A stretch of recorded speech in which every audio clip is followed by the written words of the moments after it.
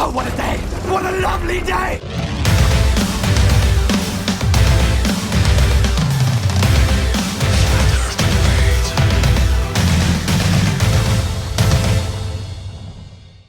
Welcome to Flat Earth Debate Uncut and After Show. I'm your host Nathan Oakley, and if you are new to this channel, or you've not done so already, then be sure to subscribe and hit the bell notification icon to keep up to date with the Flat Earth Debate. If you'd like to join the community debate, then go to nathanoakley.com and check out the Flat Earth Debate forum, which you should definitely all join. If you'd like to support the channel, there is a super chat that runs alongside each of these shows while they premiere. There's also a PayPal, Patreon, and crypto link in the info box below the video. Now, we're currently joined by Google Plus and Discord Hangouts, so I'm going to open the mic on all of them and you can enjoy their dulcet tones while I set up for the first live show. You still there, Spurs? Yeah, still here. Give some context to what you were saying. I have no idea what you're talking about. Some fight. Speaker's Corner, you know Speaker's Corner in down London. Don't know if you heard of it. How would I know that? I'm in California. Yeah.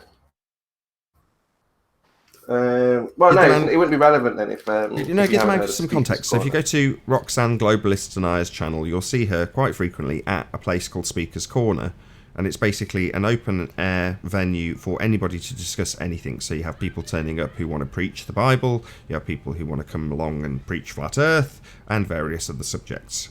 So that's Speaker's Corner. That's enough background for now. You 10th man to understand what it is, and then hear the juicy bit. What was the fight? So we have like I say, it didn't manifest like how it was supposed to, because like I said, they went to have a one-on-one and they were overrun by the opposition. So they started screaming something like, they would start shouting something to gain support, basically. So when they realized, a particular, was being attacked, they made the guy nervous, I suppose. So I think it kind of died down. That's probably one of the reasons, because of being outnumbered. It was going to be a one-on-one, but then it just spilled over into lots of pushing and pulling and shouting, but you can see that online, Speaker's Corner. So basically, Randy, this place was set up for free speech, and now it's set up for no free speech. It's going that way because people just want to be heard. Everybody wants to be right? Well, it doesn't sound like people want to be heard. It sounds like people want to shut down people. That's how it's getting. It's been around for years, many years. It's nothing new. Yeah, so what does that tell you about the society we live in? You have a place in England where freedom of speech is allowed for who knows how long, maybe 100 years or more. And all of a sudden, you can't go there and say anything, because if the crowd is bigger on the other side of the argument, there's going to be a fight. Yep.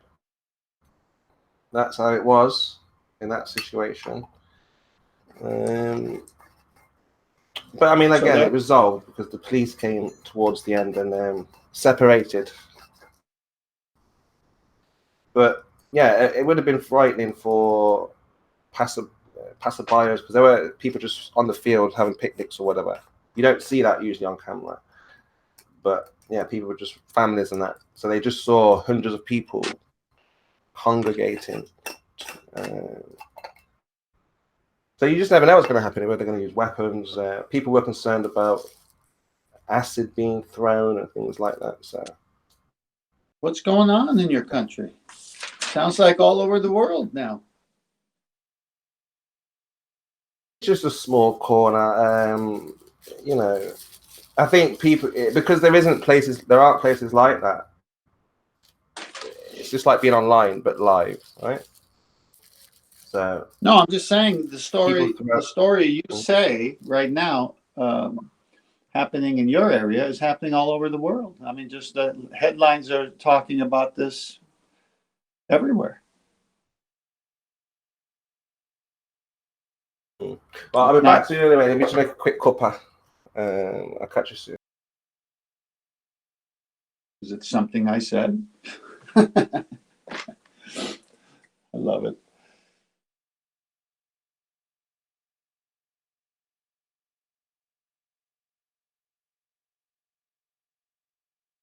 That was a good show yesterday, Nathan. At least the part I caught, then I had to get to work.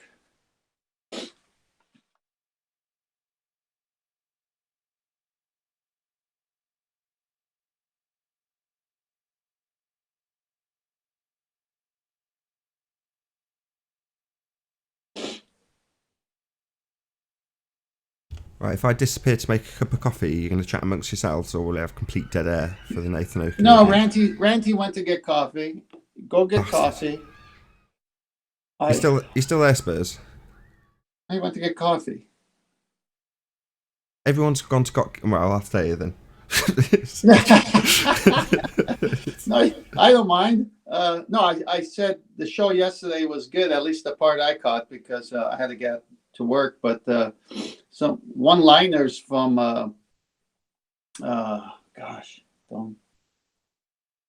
Brenda had some good one-liners yesterday. Right. The curve calculator doesn't prove Earth curve. Oh my gosh. And the shoaling and the wave and the height, that was ridiculous. Yeah, waves do definitely cause things obscuring into the distance. Oh, right, is that in the calculator? It's not needed. It's like you're in the theater and a group of people walks in front of you and blocks the screen, right? Oh, funny stuff. Oh my gosh, I was dying.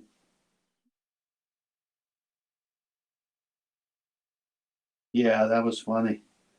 You think people on our own And side? you had a good one. You said my eyes determine what I do and do not see, not a model. I've said that quite a few times. You know. You had to. Good. Hey, Paul. Good morning. Audio check. Excellent. I'm glad you're here, Paul. I couldn't be more pleased to see you. Okay, go get your coffee, Nathan. Paul and I will keep it going. So Hey, what Paul. was the conversation about? Hey. Well, we were talking about yesterday's show, and Ranty's going to join us in a little bit, but Nathan needs to get some things done. Did you catch the show yesterday, Paul? Look, yeah, I got it. I was on What some part? of it, so. What part did you come in on? I heard.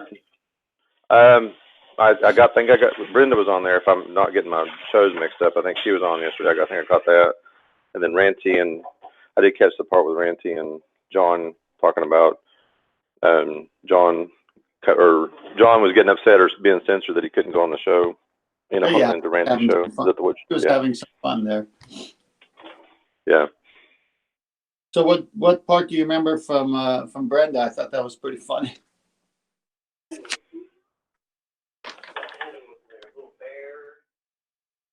You recall? So did you hear me? No, I didn't. What's that? I didn't hear what you said. I said what part? I said, go ahead. No, I said what part of the conversation with Brenda do you recall? Oh, it's the same old stuff. It's all that starts to blur together because she's saying the same thing over and over and over and over again. So, but I mean, I don't remember off the top of my head. I mean, I kind of tuned her out after a while, so I don't remember exactly. I just know she was on the same old thing she always does. She said at one point, we don't use the Earth curve calculator to prove the curve. We use it to disprove flatness. How can a calculator prove or disprove anything? That was the funniest part. Yeah, I think I do remember. I do remember that part. So I do remember that. Oh, I was dying. I mean, it's a.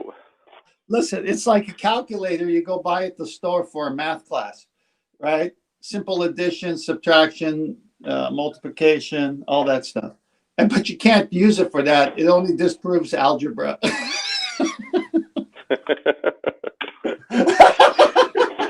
I know. That's funny. That's a kid. Yeah, that was crazy. That was the funniest. I mean, that's a toe tag right there.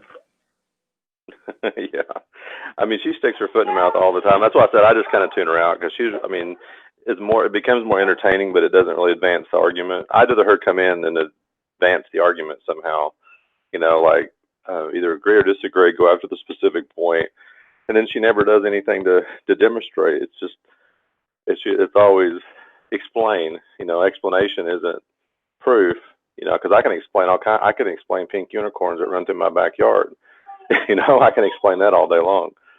So yeah, anyway. And then the other one, Ranty came on and was talking about shoaling, and when the water comes in and tides, and based on the topography or the bottom of the ocean, how it raises the water in the bulge in a certain area for a little while. You remember that?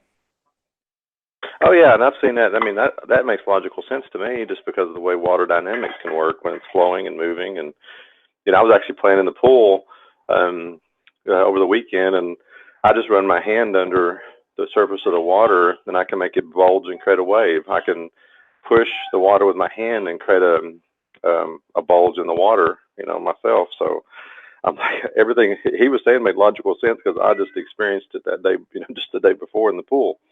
Yeah, so. Exactly. But here's what she said to Ranty in the direct quote. Ranty, you're wrong about shoaling. Shoaling doesn't cause a bulge in the water. It causes waves to be higher. It doesn't cause bulging. So what? I know she would contradict herself in the same sentence. Oh, that's funny. It's so funny. It's ridiculous.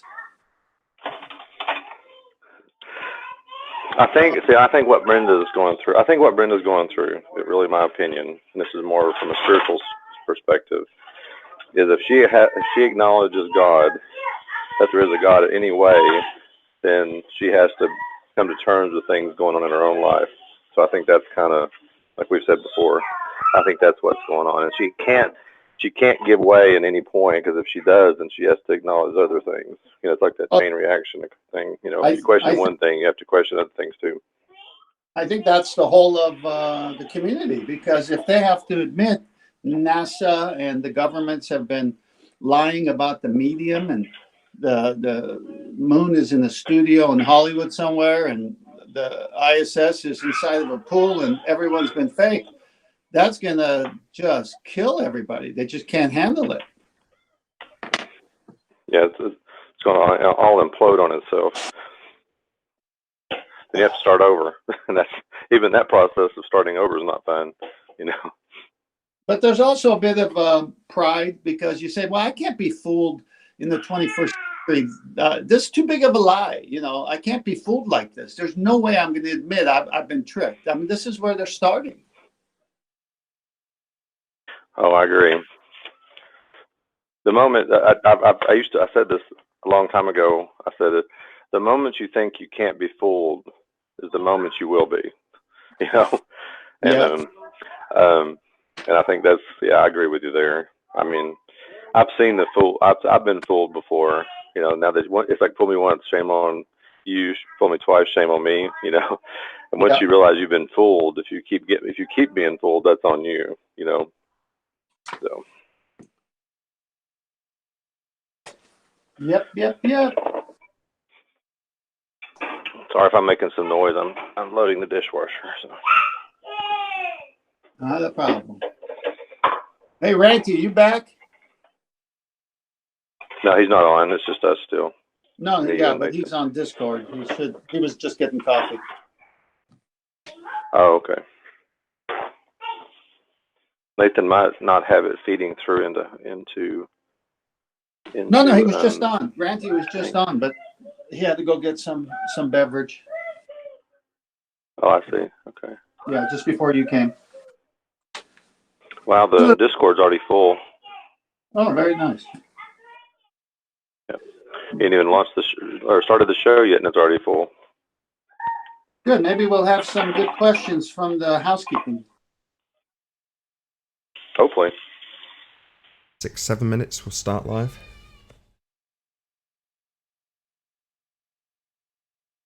snuck back on our conversation, Nathan.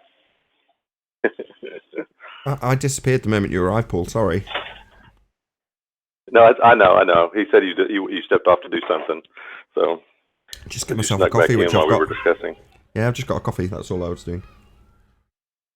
I gotcha. Well, I'm cleaning the kitchen, so if I'm making a little bit of noise, I'll get mute. If it gets too bad, I'll mute. Of course, Lori decides to start screaming. Yeah, I'll just mute. If you need me, I'll come off mute. No worries. So did your package arrive with all your car parts? No, not yet. It should do in the next few days. I've ordered all sorts of stuff. It'll just come piecemeal, unfortunately. Yeah. Not that it matters. I mean, the car's running really nicely. In fact, that reminds me. I've been shouting out the Patreons on the pre-show, like before I start the pre-show, or the first thing I do after the intro.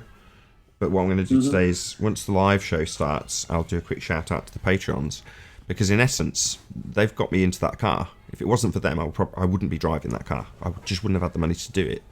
I know it's only a cheap car, but you know, from small whatevers, from small seeds and all that, you know, with a fairly small handful of people on Patreon supporting me, I've managed to keep this show going, because I've bought bulbs and had amplifiers repaired. Again, I couldn't have afforded to have done. And I've got a car out of it. You know, Ranty, when he first told me about Patreon, was like, you need to do this, it's really important, people want to support you this way. And I was like, I don't want to do it, you know, I've got too much on my plate, I just haven't got the time to dedicate to it. And his way of convincing me was to say, look, you don't need to do anything. So I understood at the time that there was tiers and you had to offer people stuff. And Ranty was like, you don't have to give them anything. So one of the tiers that I put in was called an oil change, and I put in brackets for the car that I don't have. Now it's because I didn't want to. Well, yeah, it's because I didn't want to overtly e-beg for a car. You know, that wasn't what I wanted to do. You know, and what I put down in terms of the things I was trying to attain with Patreon were absolutely true. You know, keep my equipment maintained, keep the show running, basically. Which at first was precisely what I did. But then you go, well, okay, well now I'm in a position that I actually need to be mobile in order to not lose time and therefore have it affect the show. And again, off the back of Patreon funds, I've managed to put myself in a cheap car, and you just think, oh, I'm so grateful to those people. They deserve shouting out on at least a couple of the live shows. So I'll do that. Oh, no, I get it. My mind, I laughed hard because the way you said that reminded me of how we asked the question for an antecedent. So yeah, the necessary antecedent for car in this instance was Patreon. No. The necessary antecedent for an oil change was a car. Yeah. Well, exactly. Like I say, it was the highest tier. It was like a $50 tier. It's like for an oil change for a car I don't have.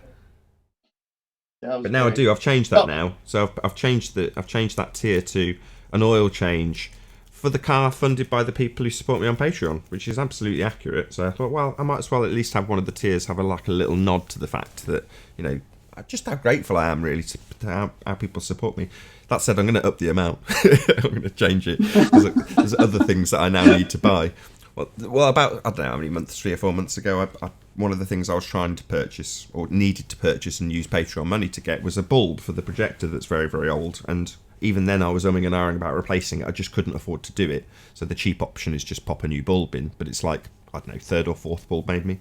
So they wear out, and this one's probably on its last legs now, judging by the amount of rattles and stuff it makes when you start it up.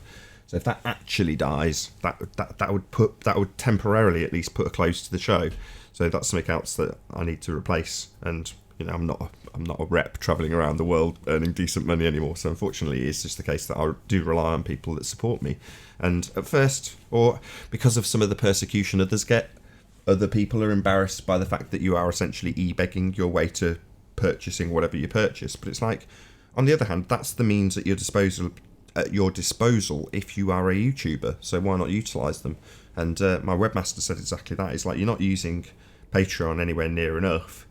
I'm like, yeah, well, it's time limitations, but it is still, you know, generating an amount of money that I can utilise, which is excellent. But on the other hand, I just wasn't doing a great deal with it. So literally in the last couple of weeks, I've gone, okay, fine. I won't do anything to it, but I'll try and actually engage with it a little bit more. I put a video up couple of days ago with the car once I'd got it polished. Polished it all up so it would look nice in a video, and then stuck an exclusive Patreon video up. So at least I'm doing something with Patreon now, which is good.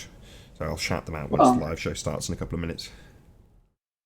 Especially with YouTube not monetizing. I am monetized. They just haven't demonetized you yet, but I think having multiple streams of income, whether it be Patreon, a PayPal account, or something where there's ways to generate income, I don't think there's anything wrong with that at all. Exactly. Somebody wants to support you. I support you through super chats, so. Exactly. I mean, there's various different methods, and I don't know, when people knock the super chat way, it's like, well, I like super chats. It makes you engage there and then with the actual content, and people moan that YouTube take a cut. It's like, well, so what? It's their platform. They're running it. They're managing it. They're given the ability for people to give you money. Just be grateful. The fact that they take a cut of it, it's like, well, why wouldn't they? What's in it for them if they don't? I think there's something that people forget somehow that, if you spend, I know I did a video and it took hours of editing, even myself, what little one I did, or even just creating a PowerPoint presentation takes hours of time.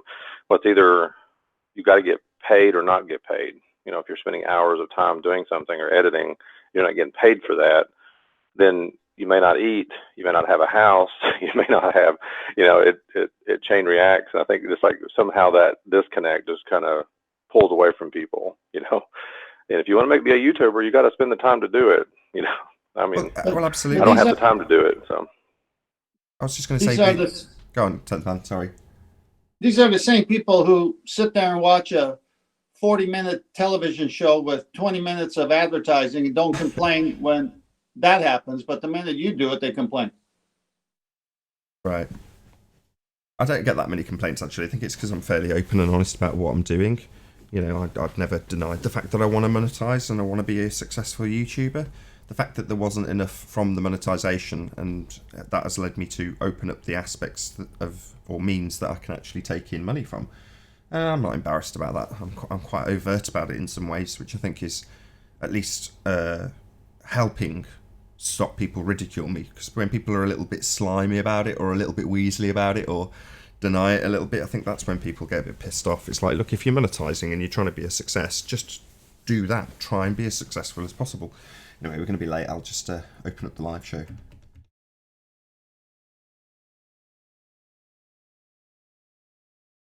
Oh, what a day! What a lovely day!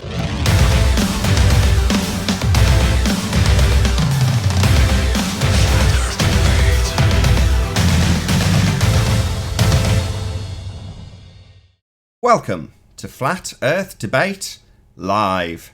I'm your host, Nathan Oakley, and if you are new to this channel, or you've not done so already, then be sure to subscribe and hit the bell notification icon to keep up to date with the Flat Earth Debate.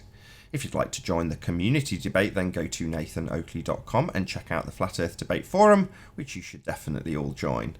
If you'd like to support this channel, which I'll be talking about as soon as the intro is over, then you can smash the super chat, hit the Patreon or PayPal link in the info box below the video. Most importantly though, if you'd like to join this discussion, simply mute the page you are currently watching, then click the link in the info box below this video to join the panel and express your views on the shape of the Earth. If you do join, please don't swear. If you do, you'll be ejected, and if you are, please don't try to rejoin the stream using sock accounts. You'll be warmly welcome back on the next stream. Please also share the show on social media. Sharing the show obviously increases the live audience, but this in turn increases the chances of a more diverse panel, so please share the show. And one last time, if you're new to the channel, or you've not done so already, then be sure to subscribe and hit the bell notification icon to keep up to date with the Flat Earth Debate. Now, we'll get to the introductions for the Discord and Google Hangouts in just a moment, because I'm going to shout out my Patreons. Now, I have done this on the Uncut and After shows for the last few days, but I haven't done it as yet on the live show. And the reason I'm doing it on the live show is quite simple, because the people of Patreon have put me in a car, albeit a very cheap car, but nevertheless, I wasn't driving and was walking everywhere, and have been ever since doing YouTube full time. I've had to walk around with my kid to all of the different classes that I take her to, and given that I've just had a second child, I knew that that would slow me down and I'd need transportation. And thanks to the good people of Patreon, who I'm going to shout out in a moment, that has been made possible. So I have stuck a video on there as a thank you to those people. So check it out if you are one of my Patreons. There's a video basically just showing you around the car that you've paid for. So thank you very much indeed to all of the people who support me on Patreon. So let's just refresh this page. My latest Patreon, Sam Hine, who's been smashing the super chat strong. Thank you very much indeed for doing that, but also a massive thank you for joining me on Patreon. Also a shout out to Alistair Mine, Dank, Chow Young Cat, David Wayne Foster, God Rockin', Jeronism, Kirsten Smith, Matt, No Proof, Paige, it is Paige, and Renee. Is there any more for any more? Oh, there is. Yeah, Sam Hine, I've already shouted out, and Tina Baker. Thank you very much to all of you who have supported me on Patreon. As I say, I am extremely grateful to all of you. Now, as I say, we are also joined by panels on Discord and on Google Plus Hangouts on air, so I'll raise the mic on all of those guys and introduce them. So hello first and foremost to Paul and to 10th Man. How are you both doing? Wonderful. Doing great. Doing great. Very good to have you, and let's start unmuting people if I can find them on Discord. Reduce that page idiotically. Right, where have you gone live stream? There we are. So let's start unmuting you. Hey, is it Dougie? How you doing? Great start. Human Sheeple, can you hear us?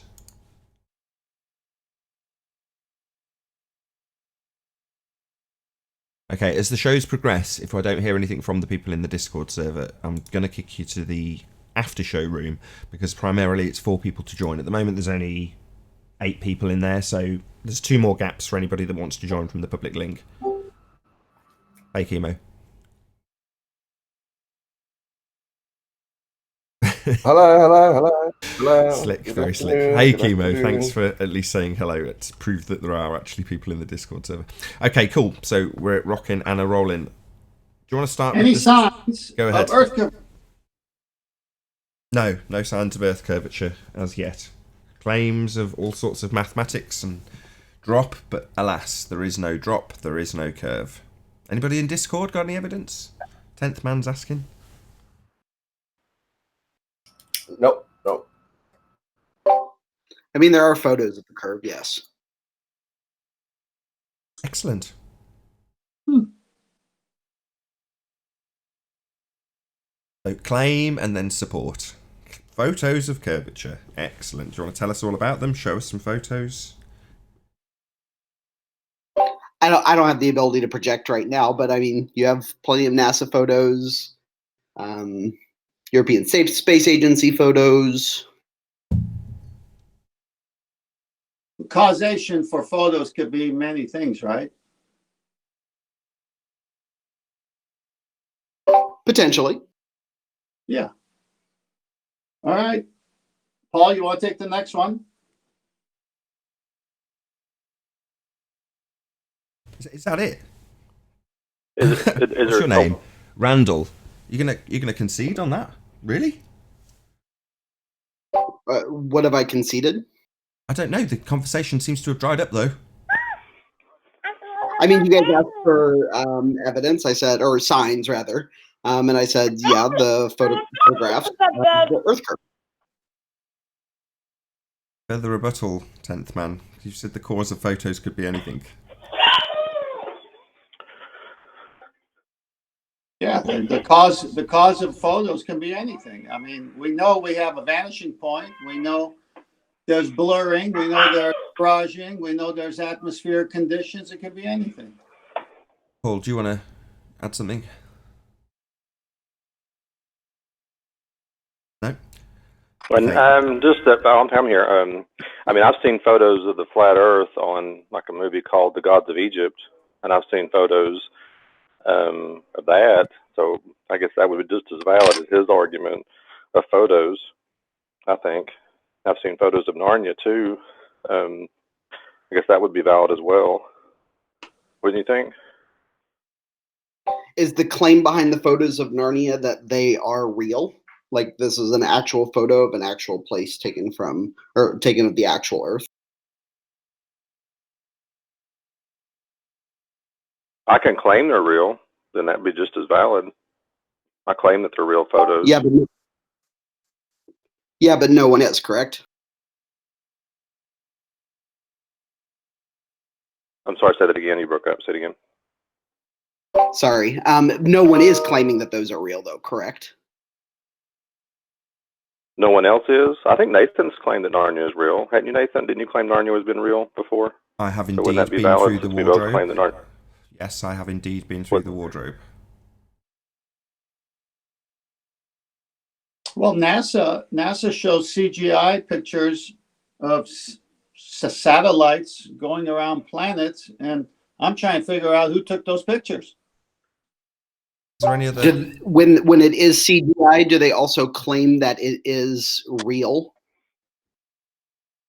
Well, the point is, if it's real, show the real. I think they have, right? Like they've said, here's a picture of the ISS, here's a picture of a satellite being launched out of the space shuttle, and they've said, and they've turned around and said, look, here's the curve of the Earth also. Hold on. Do you want to repeat that, Randall? Sorry. So they have seen satellites being launched from the space shuttle, for example, and then the same stream or in the same launch, for example, they've said, and here's a picture of the Earth. This is a real non-CGI picture of the Earth. Well, that's interesting you say that, because I've seen pictures of helium balloons launching satellites. ISS is a light in the sky, it could be anything. And we have a issue with the medium of outer space. You can't have gas pressure without a container. So where they say there are, they can't be. So why would I even go there? Well, we have to at least investigate it because they claim that this is a picture of the Earth and here is curve, right? So we have to, number one, disprove that picture, or number two, at least look into their claim and say, are they actually saying that this is a photo of the curve of the Earth, which they do, right? Sorry to interrupt. I'm so glad you said that, Brandon. Sorry to interrupt. That's not what he's just put to you, Randall. He's just debunked the medium that the pictures come from.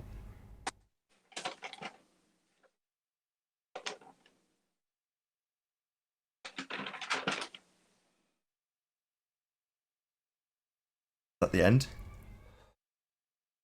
I'm sorry, it cut out there. Could you repeat that, Nathan? So sorry. Sorry, my bad. The mic was far away because I was reading the screen for the Patreons. My bad. He's debunking the medium that the pictures are claimed to come from. Depends on what method you use to debunk the medium. He used a natural law. What do you mean? Can you say more? Over to you, 10th man.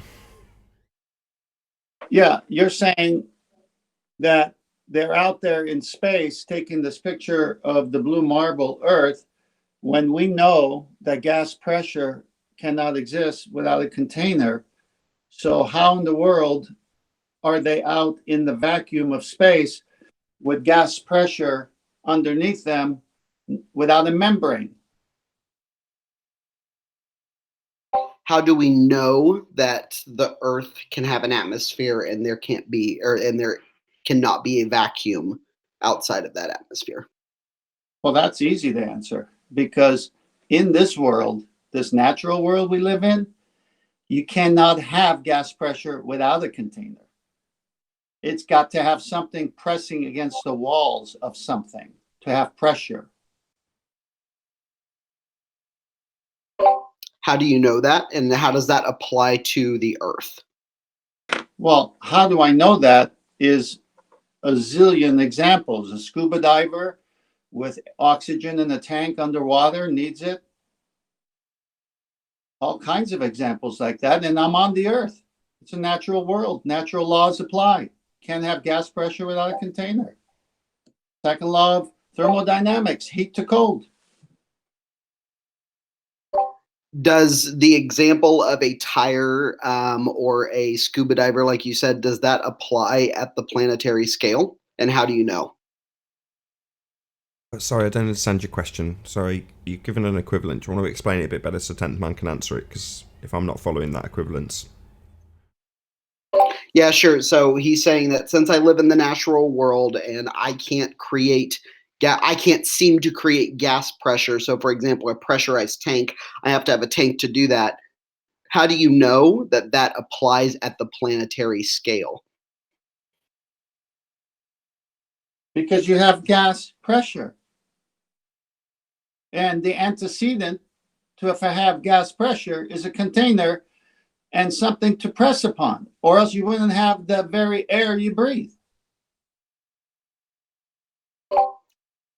Well, what you said, but then the example that you gave, or the couple of examples that you gave, one of them was really interesting with a scuba diver, right? So, like, it's pretty obvious that you can't have a gas pressure without a tank of like 150 psi, right? How do we know that that applies at a planetary scale that we couldn't have, say the psi that we live in at, or at sea level, and it grades up to 0, which we do observe the gradient, right? Sorry to how do you interrupt. know that I'm really sorry to grade doesn't- interrupt. Sorry to interrupt. You gave a term.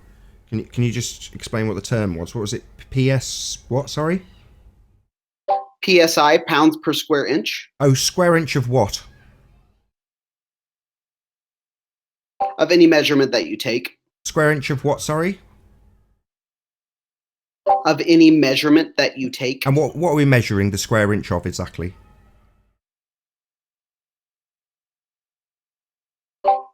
Of anything that you want to measure, the pounds per square inch. In this instance, pounds per square inch, a measurement of pressure. What's the square inch that we're going to be measuring exactly, please? You can measure a square inch like sitting out at 30,000 feet. Of what? If you're in a Of airplane, what? or you can take a. I'm sorry, of what? What are we measuring? I'm not measuring the square inch value of thin air now, am I? I'd like to know what precisely in a PSI value the square inch refers to. What's it referring to? So in your scuba diver example, for instance, what would the per inch measurement be referring to in that? It would be referring to the pressure per square inch inside of that container. Oh, really? So to have a per inch, you'd need a container then to press on? Not necessarily. Not necessarily. Sorry, we've just established that that's absolutely and unequivocally the case. It's part of the bloody measurement. The per inch of the tank that the gas is going to press upon. So to have a PSI, you need the I bit, don't you, sir? Yes, sir. Okay, so 10th man has demolished you. Your very measurement that you've given that we're going to be using includes the necessary antecedent of a container to press upon to get the per inch value. So to answer your question in the way 10th man did, you just go outside, experience gas pressure and know instinctively that it's got a per inch to press upon. It's part of the measurement. If that were the explanation, then that doesn't explain 8 or 9 other phenomena that we actually experience, which are, for example, gas pressure gradients. Oh, that's a straw man. A gas pressure gradient will also have a PSI value, won't it?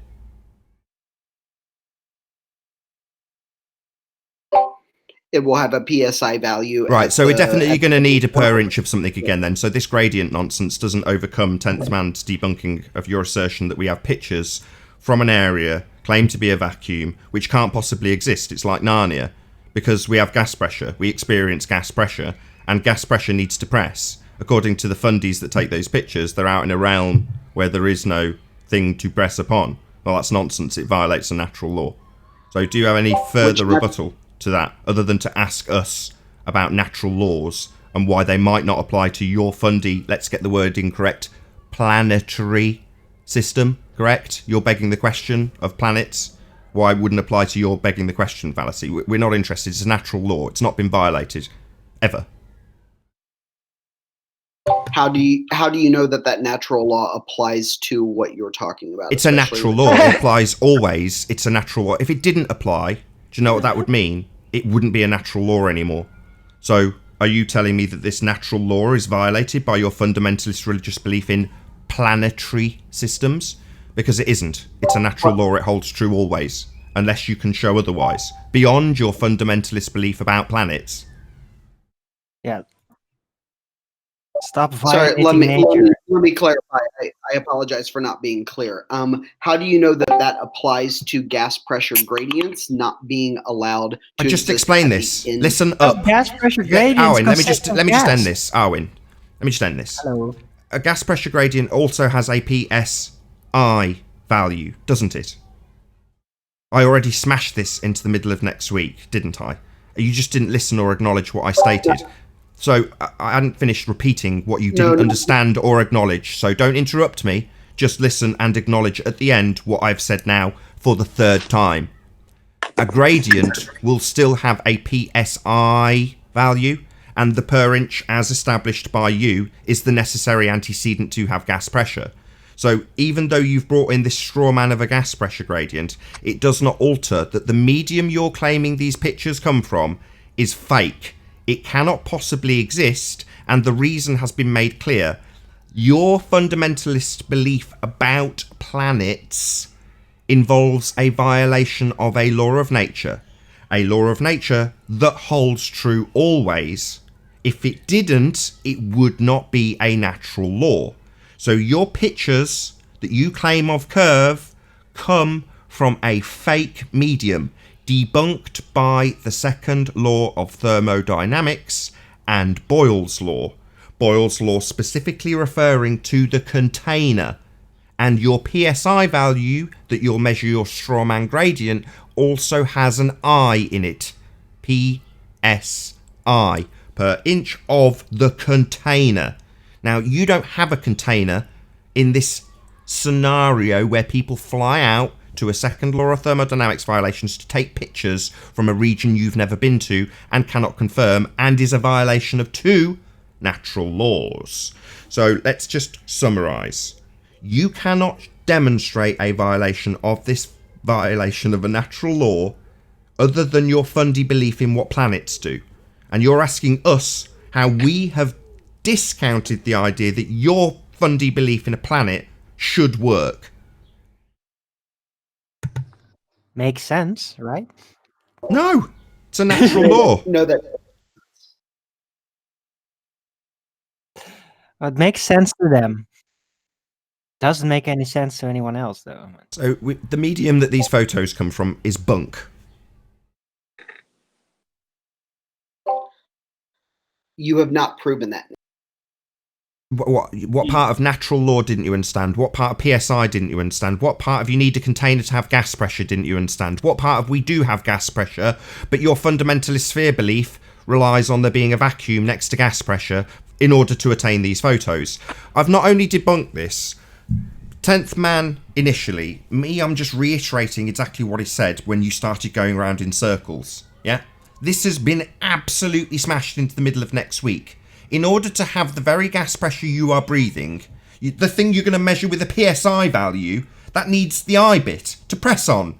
Now, unless you can demonstrate that which is summarised in both Boyle's law and the second law of thermodynamics is somehow violated by your fundamentalist religious belief that you live on a sphere, then we have absolutely debunked what you claim in these pictures of Earth curve from a fake medium that cannot exist because it violates Boyle's law and the second law of thermodynamics.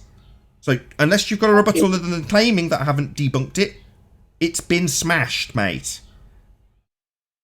No, Nathan, what you've said is that the second law of thermodynamics and Boyle's law prove that it can't happen. You That's haven't right. actually done that. You just claimed Yes, I have. That's that correct. it does. That's correct. What I can show have you proven is it. Why are you making this baseless assertion, dickhead? Right, I'm tired of it. I'm getting sick of it. I have proven it with your own words. When I asked you to detail what the I bit was, and you stammered and pissed around until you eventually pointed out that when it comes to your scuba diver example, it's got a container that you can get the PSI value from. So your own example smashes your claim of a fundy sky vacuum into the middle of next week. I have demolished it, yeah? Now, unless you're going to tell me that, well, you haven't demolished it on my begging the question fallacy, planetary system, then I'll just laugh at you.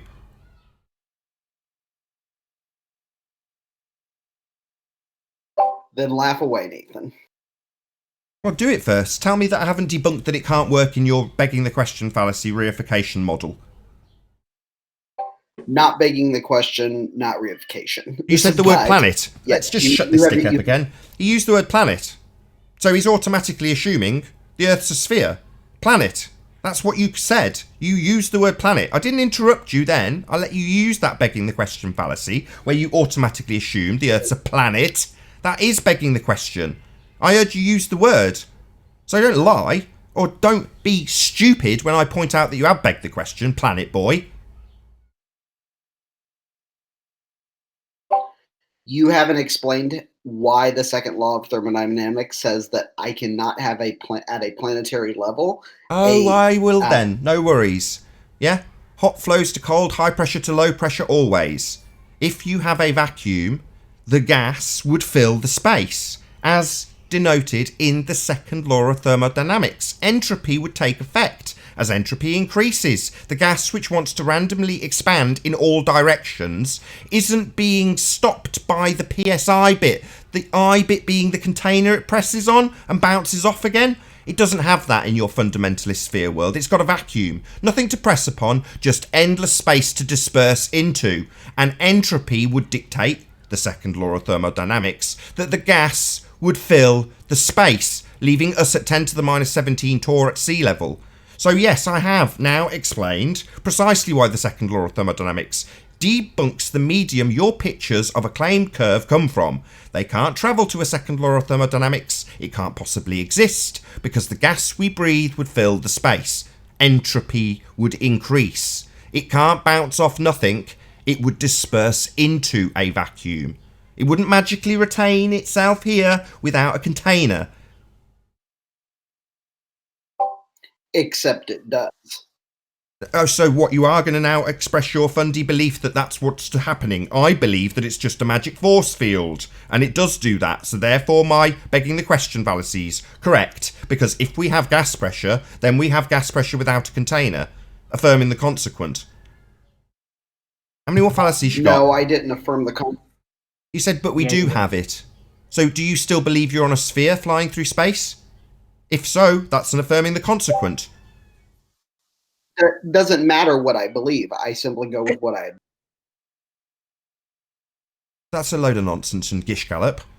Do you believe the Earth is a sphere in a vacuum? If so, you declaring, but we do have gas pressure, would be an affirming the consequent. Now, if you're going to dance around this for the next 10 minutes because you don't want to admit your fundy belief, then fine. I'll just rescind that it was an affirming the consequent because you didn't formalise it. But I know you are going to affirm the consequent. No, you have to formalize a fallacy if you're going to actually create a fallacy. I didn't say anything that I believe. What I simply said is that here are 5 or 6 pieces of evidence and observation, right, that I have. Now the question is, what model explains that? No, it doesn't. What do you mean model? No, we don't live on a model. That's called a reification fallacy. That is not called a reification fallacy. Yeah, it is. Okay, you tell me. What's the reification fallacy? It means I'm taking something that is like conceptual, and I'm saying that it is actual real life, and I'm acting in an argument as if it is real life. What, like using a model? No, models are part of scientific. Sorry, is a model inquiry. real? Do we live on a model, or are you reifying that model into our world? So you've just said we need a model. No, we don't need a model. It doesn't matter what model you compare it to. That's a reification fallacy. We don't live on a model. Let me restate that, because you're right. If I just go with the word model, that's not a very good word to describe it. Let me say, what natural phenomenon or shape of the Earth corresponds to the observation that I am making? The observation you're making is just an observation you're making. The fallacy comes in when you decide that what you should or shouldn't see is dictated by what a model says you should or shouldn't see. That's reification. What you see is what you see. What the model suggests you see is irrelevant. Who cares? It's just a model. It doesn't dictate what you're going to see. You're 100% correct. I'm glad that I didn't say, oh, the way that I'm looking at things, what I believe, because it's completely irrelevant, right, is where I'm starting. I didn't start from there. So you're right. If I would have done that, I would have been committing a logical fallacy. I didn't, therefore I didn't commit. Oh, so you don't believe the Earth's a sphere then? I don't have to believe anything. What I have to do is ask the question, here are my 10 observations, right? That's not a question. What shape That's a statement. corresponds with that observation? Yeah, that's started with a statement. Here are my observations. Well, here are your observations. Corresponding it to a model is unnecessary. It means nothing. I didn't say corresponding it to a model. I said corresponding it to what shape the Earth would be. What shape the Earth would be according to what? According to the observations that I'm making.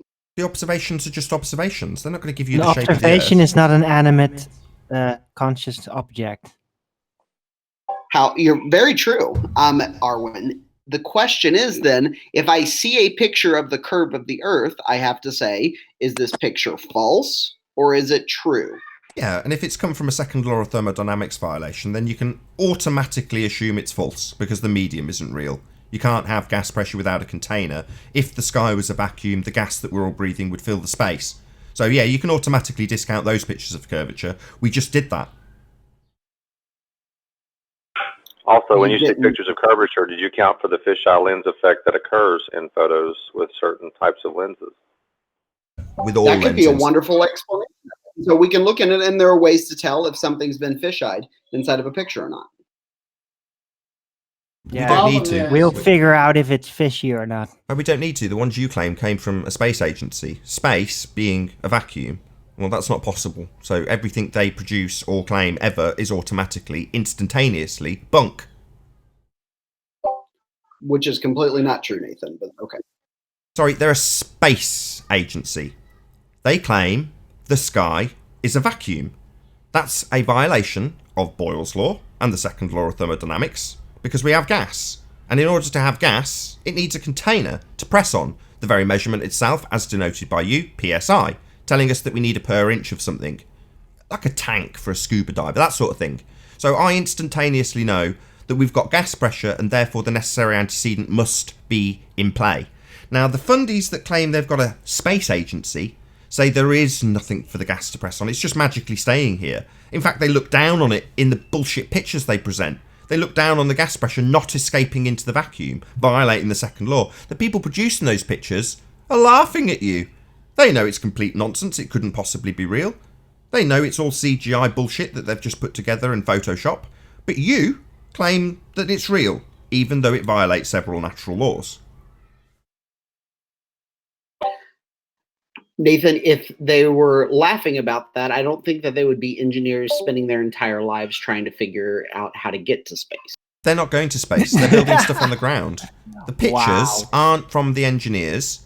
The pictures are claimed to come from space. You go to these strawmens like the engineers that built the stuff that's claimed to go to space. I don't give a crap. Maybe they did produce some metal instrument. That doesn't mean that the medium's real.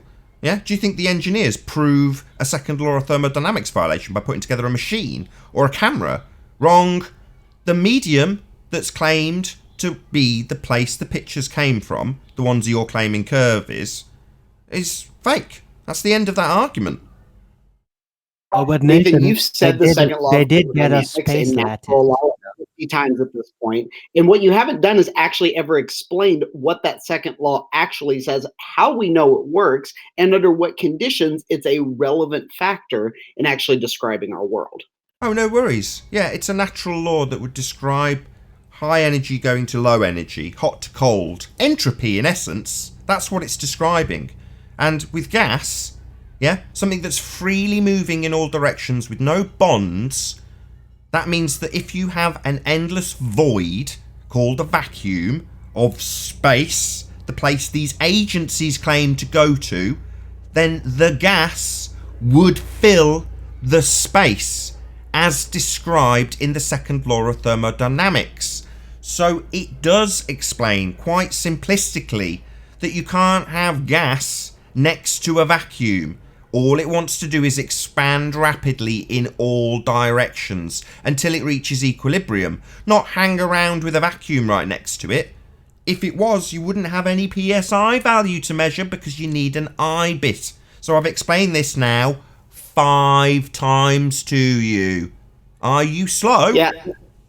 Yeah, gas No, pressure that's doesn't actually like to what I hang was around hoping with a you were vacuum because saying, Nathan, they think here's vacuum is what you too did. dark and vapid. You induced, hey, Nathan, you induced the consequence there. So what you said is, oh, I'm going, because I know that gas pressure goes from high to low, therefore there must not be a pressure gradient, right, from PSI that we experience on sea level to. No, that's not what I said at all. You've just made that shit up. What I said was your gradient still has an I in it. It still has a PSI value. So it still needs a per inch value to press on. That's how I debunk that shit. Don't put words in my mouth and make up something that I didn't say. I definitely didn't say that if you've got the second law of thermodynamics in play, which you always have, it's a natural law applicable always, that suddenly gas pressure gradients aren't possible. Those words never crossed my lips, my friend. You just made that shit up.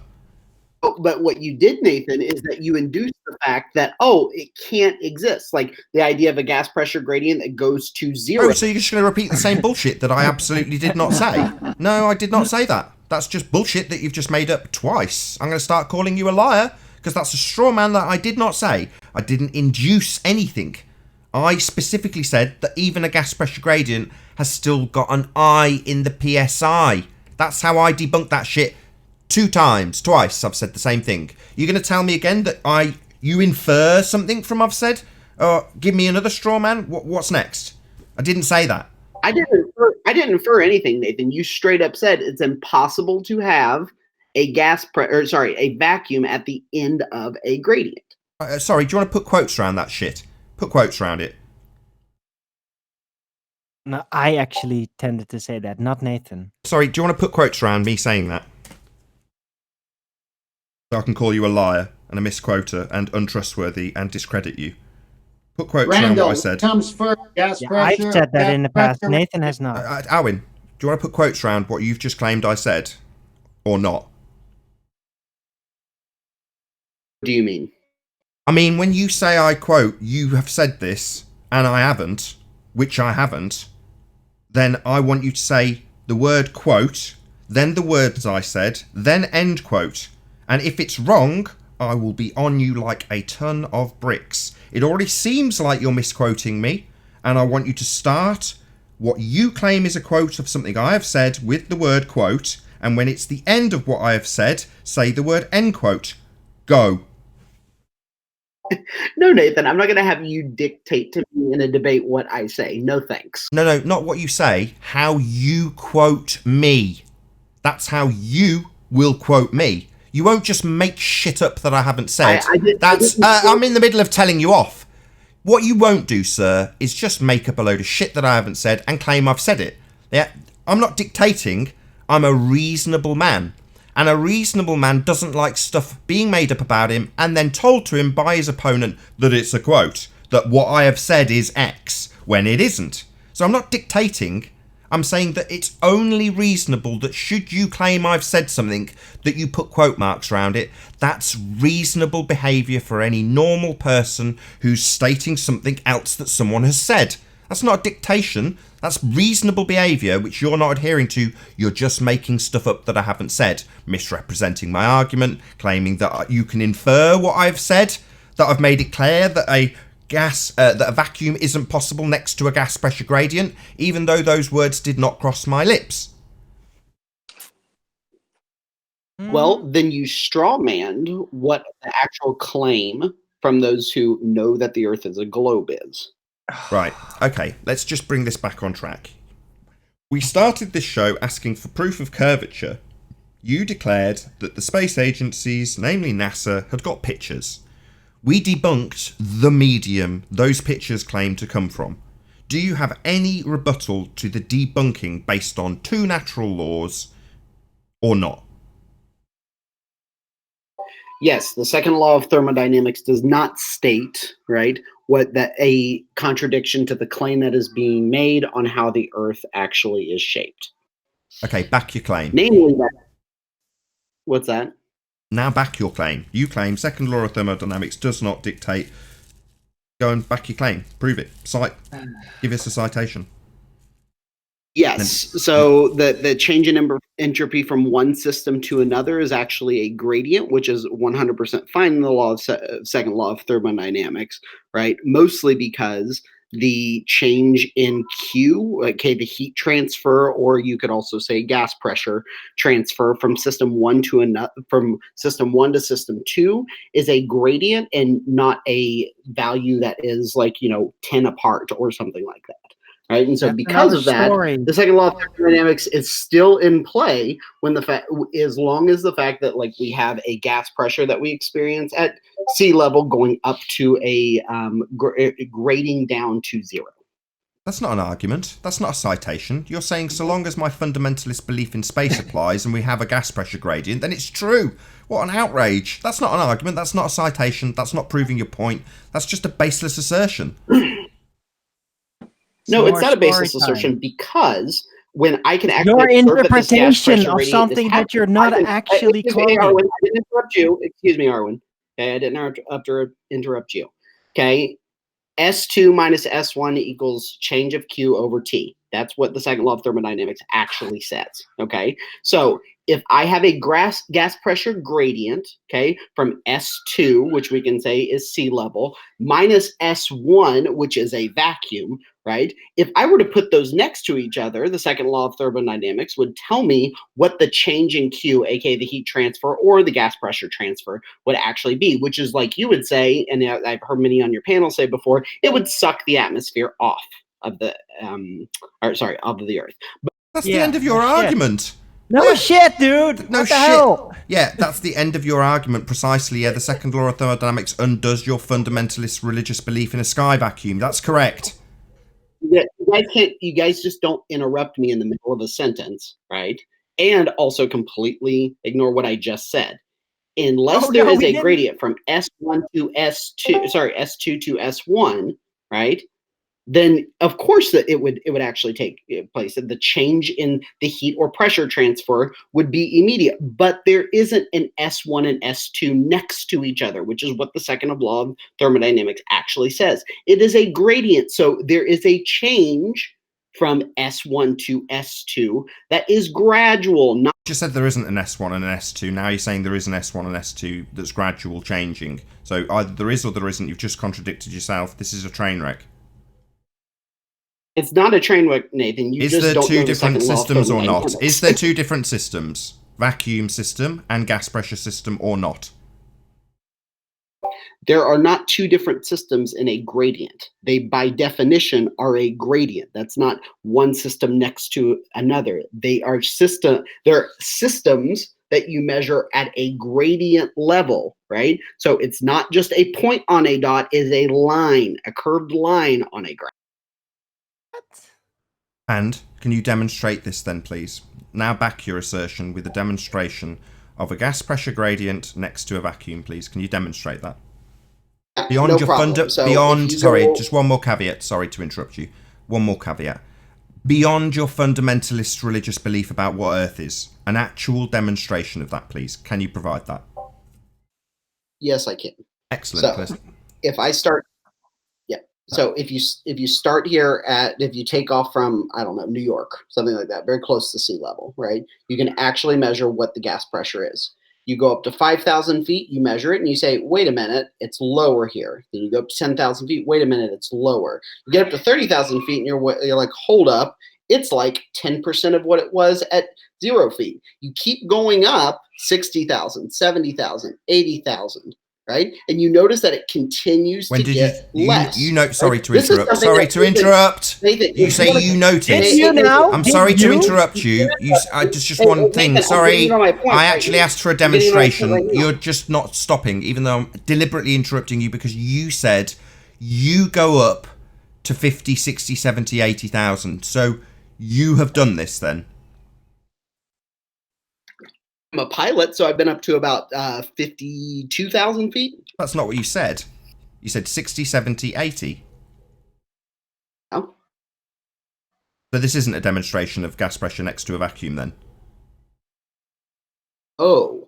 So you want to continue to put caveats on it? Sorry, listen up. You have claimed that it is possible to have precisely what your fundamentalist religious belief in a sphere Earth is, which is a gas pressure gradient next to a vacuum. I have asked you to demonstrate this. Now, you're just expressing your fundamentalist belief that requires we extrapolate beyond your experience, not to demonstration, not something that you've even done yourself.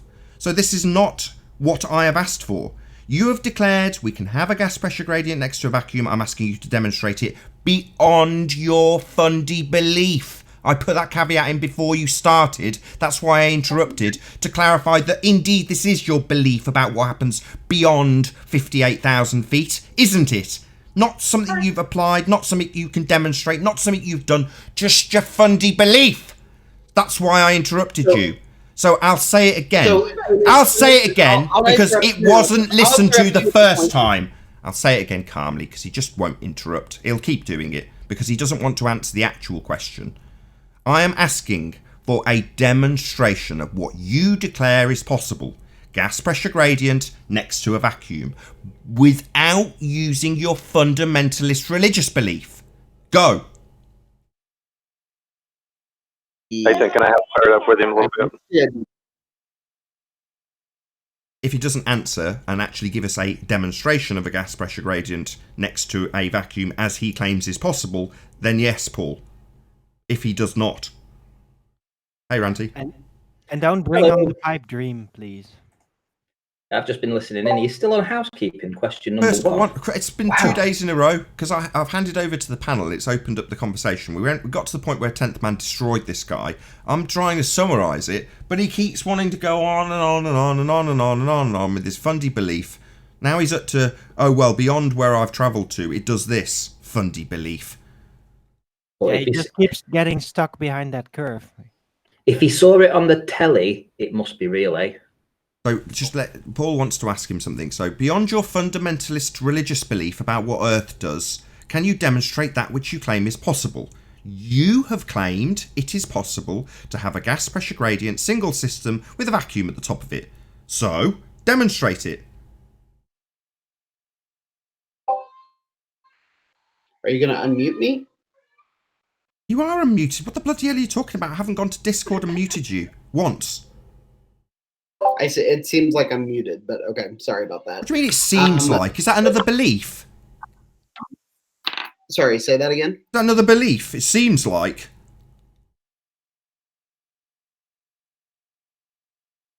Is this just a distraction tactic or what? This isn't a distraction tactic. An apparent censorship. You have claimed, let's summarise again. I'm waiting so I can get a no from you. We all know this natural law still holds true, and you will never demonstrate entropy not taking hold and gas not randomly expanding into the vacuum. You will not ever demonstrate this. But that's what you're claiming is possible, and I want you to say, no, beyond my fundy belief about what the sky does, I can't demonstrate this violation of a natural law. So, are you going to concede? I've already completely destroyed the fact that you think that this is a natural law violation. I've showed you that it's not a natural law violation with the simple S2 and S1. You don't even know anything. You don't even know the... Oh, we already established that S1 and S2 don't exist in your system. That's why I've said in a single system with a gradient and a gas pressure next to a vacuum. So I don't care how you define it. It doesn't make any difference to me. Nathan, let me try to help him out. You don't care how I define it. You don't care how I define Simple. the law of thermodynamics? I want a demonstration. Do you have one or not? Yeah. What's your I have demonstration? plenty of demonstrations. No, you gave us a fundy belief about what the sky does. Okay, would you like Is that a no then? So would you like, meaning, oh right, yes, I did indeed express my fundy belief about what the sky does. I just expressed what I believed was beyond where I'd been. Yeah? Now you want to move on to something else? No, dick brain. I'm tired of this. I want you to concede. No, you can't demonstrate it. Would you accept a barometer hooked to the side of a spaceship that's actually going from pressure to non-pressure? Sorry, this is what we're Would you accept debunking. that? We are debunking this. You are claiming it is possible to have a violation of a natural law that entropy wouldn't take hold with gas pressure gradients next to a vacuum. And now you're asking me if a barometer from the very people who claim this bullshit would be sufficient. No, I know that they are in violation of a natural law.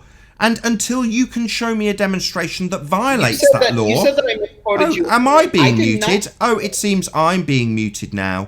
It doesn't just feel like I'm being muted. The globe head mute button's being used now. You're talking all over me. I'm not going to accept people... it's the globe head mute button again. It's not seeming like I'm being muted. It's definitely globe head mute button being used. So I'm not going to accept people who claim to violate a natural law's explanation with a barometer attached to the side of their shuttle that they claim goes to this violation of a natural law. It's still a natural law. I'm still talking, and the globe head mute button's going to continue, isn't it? Because this smashes your argument. You want to stay here indefinitely, and I don't mind. I don't mind staying here indefinitely, pointing out that the gas would fill the space, that entropy would increase if there's nothing to press upon, that the claimed region of the vacuum of the sky that you believe fades beyond that 10% of what's at sea level to a vacuum, your belief means nothing. So, this is smashed. The sky is not a vacuum.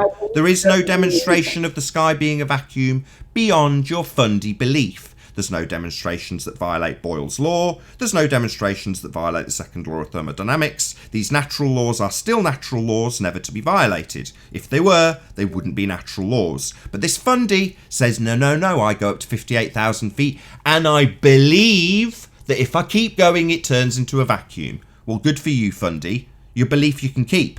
It does not hold true.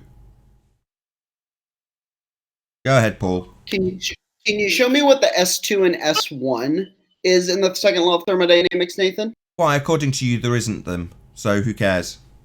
Go ahead, Paul. I didn't say that. So talk about misquoting people. That. I didn't say that. What I said. How about is actually quoting all that text, actually sourcing it? How about you actually demonstrate that's not just a story you made up about it? What do you mean the story I made up about it? Okay, go ahead, Paul. There's a difference between an explanation and a demonstration. All I've been hearing so far from, I don't know who the guy is, but is his explanation, but no demonstration. I've actually had on my screen a demonstration on what happens when gases and liquids are exposed to a vacuum, even with so-called gravity is at play. So he needs to kind of debunk that. And also, mathematics only describes, it has no causal power, so using mathematics in your process does not do any good either. So really, demonstration is please show, don't explain. Sure, no problem. And you're 100% right. Mathematics is not a causal thing. You're right. It's a descriptor, right? It's a language that we use to be able to describe what we're actually seeing, right? Yeah, it doesn't prove anything, though. 100% doesn't prove anything. Excellent. So can you give us a demonstration then, please? Yeah, sure. I gave you 2 examples of what we can do to demonstrate it, and you rejected them. Sorry. Those are explanations. I'm sorry. Those are explanations, not demonstrations. Demonstrate, please. The first one we said we can actually observe the pressure gradient. Second thing is that we can actually put, like, here, I'll just keep some more. We could put a camera on something that goes from pressure to non-pressure. We could look for testimony of people who have gone from pressure to non-pressure. We could put a barometer on the outside of one of these things that they say is a spaceship, because I'm equally as skeptical as they're like, okay, so show me metrically how you actually do this. We could. Oh God, we've heard all this crap. I've heard it all before. We've heard it. We've smashed every single point. Yeah, we're not going to take and affirm the consequent from the people who claim that they're going to a violation of the second law of thermodynamics. You're claiming it, and we want you to demonstrate it, not take the word of your priests. No, Nathan, here's the deal. You ask for a demonstration. Okay. All things that we can get, you don't like them. There's a big difference between Nathan not liking them and they actually being valid things that we can observe, measure. It's not valid. It's a straw man. You can have a gas pressure gradient within a small container as well. It's a total straw man. A gradient requires gas pressure. Gas pressure requires a container. Get over it. I'm going to do a few shout outs. So, shout out to Leonardo de Gonzalez. Thank you very much indeed for the super chat. It says, Nathan, the show keeps only getting better and better. Well, thank you very much indeed. Shout out to Free, who did the super chat without saying anything, but thank you very much indeed for your support, Free. Really do appreciate it. Joey Slive says, keep up truth, Nate Dogg and crew. Globe Exit 2019. And then Plain Reality. And what about when the Earth was first developing the atmosphere? There was no gradient, you idiot. Just gas next to a vacuum. There we go. Thank you very much indeed to Plain Reality also for hitting the super chat. Really do appreciate all of your support. I'll take credit for helping to nudge the show in a different direction, since it's getting better and better every day. That's going to be you, right, Ranty? No, that's it's mine. It's yours. You won it. Hulk smash. I'm here. Now it's all of us. It's been all of us. Okie But not dokie. to me, of course. We've got 5 minutes left. Might get a demonstration of gas pressure next to a vacuum. You never know. 5 minutes left. I think the main thing we can take away from this is that essentially the globers want to take us up to space, and we as flat earthers want to keep our feet on the floor and do every demonstration of anything here on the floor where we can all participate in it and see for ourselves. The globers have only got things that we'll never have the opportunity to do. We will never go to space. We will never be as high as the ISS. It's never going to happen. But they want to take us there. Well, they might actually get to the point where they're going to push us so far, like, yeah, if you could, but you can go out there, that they'll actually offer you to go on a rocket to supposedly prove that that's of course going to crash straight into the ground and splatter you all over the place. So that might be the long-term plan here. So as long as you complain that it's all nonsense, they're going to try to push you to get in a crazy situation where you risk getting killed. And yeah, if you don't, no, then it's all right. Then you don't have to prove that it's real. If you want to say it's not real, well, why don't you go up into a rocket and splatter yourself? You know? Well, you won't be going to a second law of thermodynamics violation. The sky is not a vacuum. Anyway, shout out to Eric McNeary for the super chat. He says, how can gravity pull our atmosphere along if gas particles are infinitesimal in weight and density, weight/density? If there is a gravitational center of the atmosphere, is there a gravitational center of the atmosphere, question mark? Is the atmosphere a giant solid mass? No. It's an inhomogeneous, I can never say that word, mixture of gases. So no. No gas pressure without, I presume he's run out of words, a container, I would assume he's going to say. But yes, thank you very much indeed to Eric for the super chat.